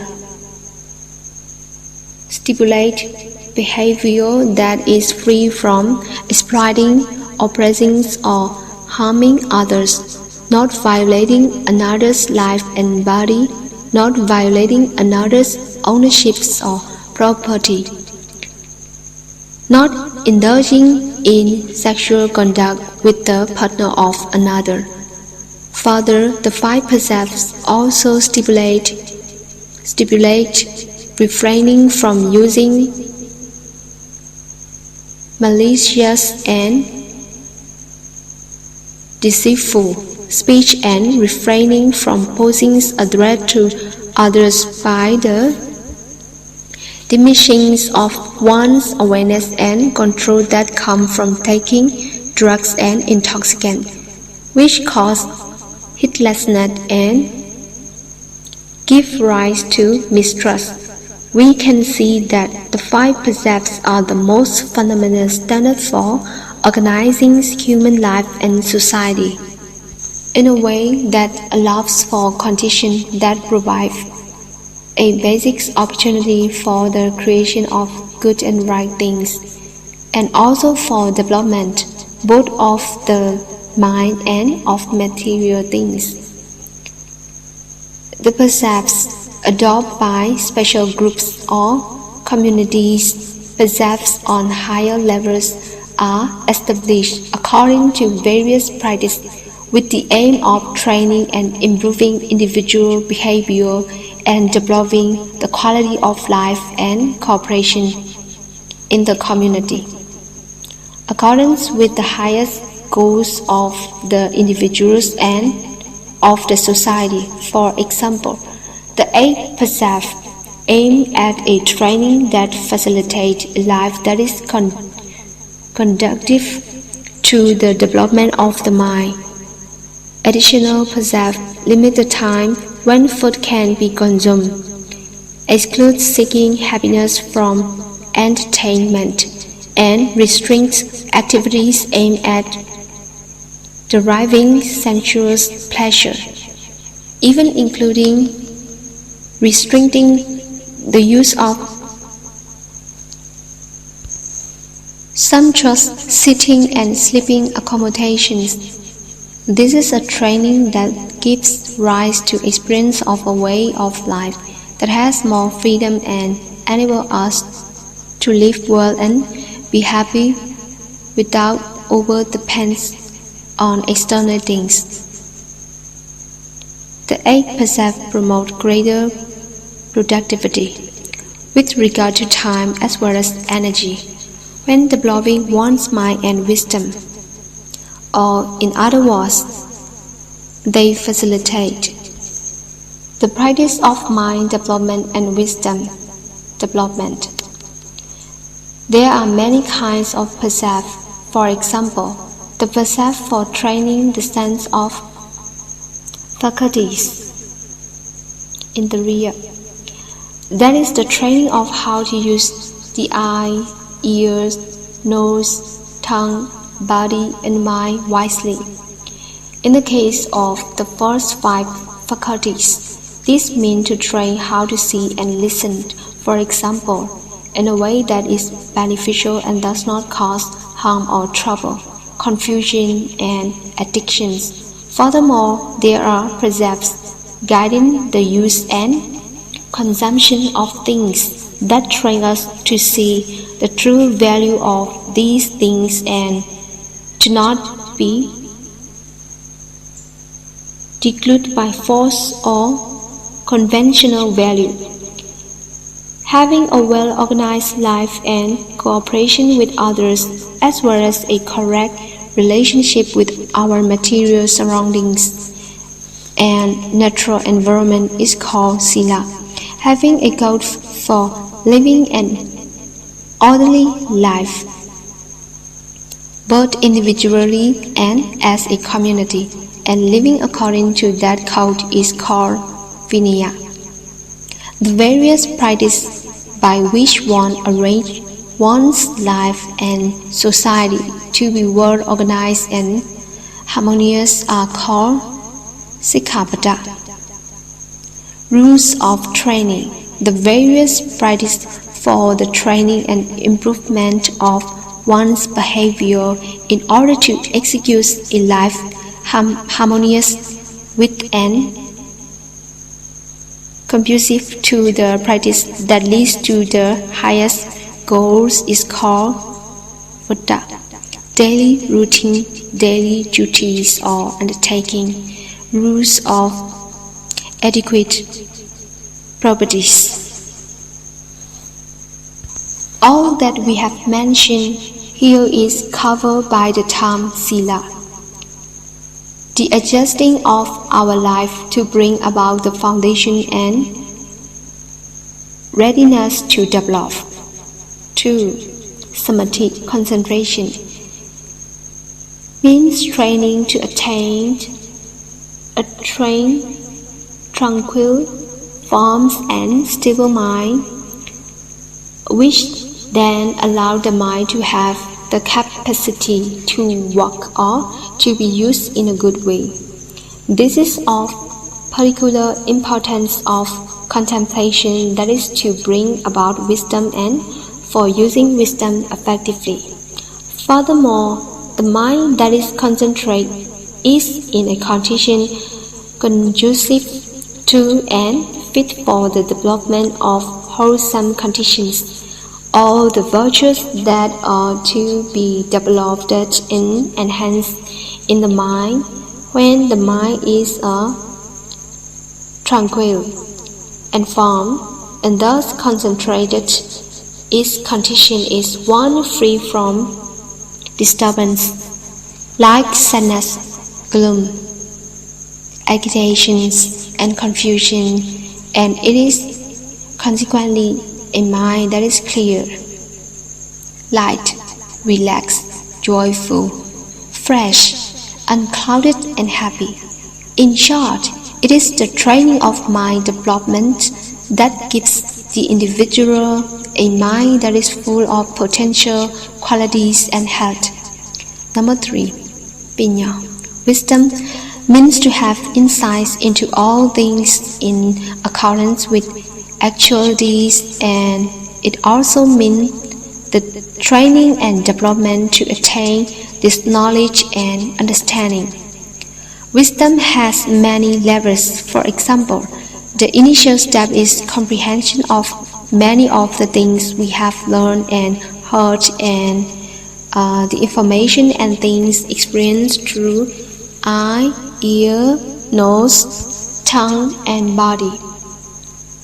This ultimately extends to include memories, impressions, and thoughts that appear and are stored in the mind. Wisdom allows the right acknowledgement and consideration of those experiences in accordance with reality and in a pure way, not distorted by like and dislike, happiness and sadness, or any other bias. The next step is right and clear investigation and consideration of those experiences in accordance with realities and in a pure way, not distorted by like and dislike, happiness and contemplation, undisturbed by defilement of mind, kilesa, like greed, hatred, ill will, and anger, which overwhelm and lead astray. Another aspect of wisdom is the penetrative insight into the cause and effect of things and the ability to use this knowledge to solve problems and to be constructive and creative. Wisdom on the highest level is really knowing the truth of this world and this life, and thus bring detachment from all things, which in turn changes the mind, bringing about freedom and liberation with genuine clarity, release, and joyfulness. Sikha means training, practice, or the study for knowledge and capability. The principle of this threefold training is the development of life in three aspects. Firstly, one's relationship to one's environment through material things as well as through society. Secondly, one's mind, and eventually one's wisdom. In everything we do at all times, no matter what our actions or undertaking, we are able to train, develop, observe, and watch ourselves according to this threefold training. Sikkhataya. This means to train ourselves simultaneously in all three aspects: in morality, sila, concentration, samadhi, and wisdom, pinya. At the same time and all the time, this means that whatever we are doing, we investigate as follows. Does our current actions and behavior cause trouble or problems for others, or is it beneficial, helpful, and constructive? Sila. At the same time, what is the state of mind which we are acting? Is it selfish, intending harm, motivated by greed, hatred, or ignorance? Or are we acting with kindness, metta, goodwill, trust, mindfulness, perseverance, responsibility? And at the moment of acting, what is the condition of the mind? Hot temper, restless, clouded, sorrowful, or is our mind peaceful, joyful, happy, contented, unclouded, samadhi? In this moment of actions, are we acting guided by knowledge and comprehensions? Are we seeing reasonably? Do we understand the principles and rules and the goals? Do we see both advantage and disadvantage, the way to improvement? ပညာ Buddha Dhamma Sangha Mahametta from Prakuvavunchum Yana Samaro Sadhu, sadhu, sadhu.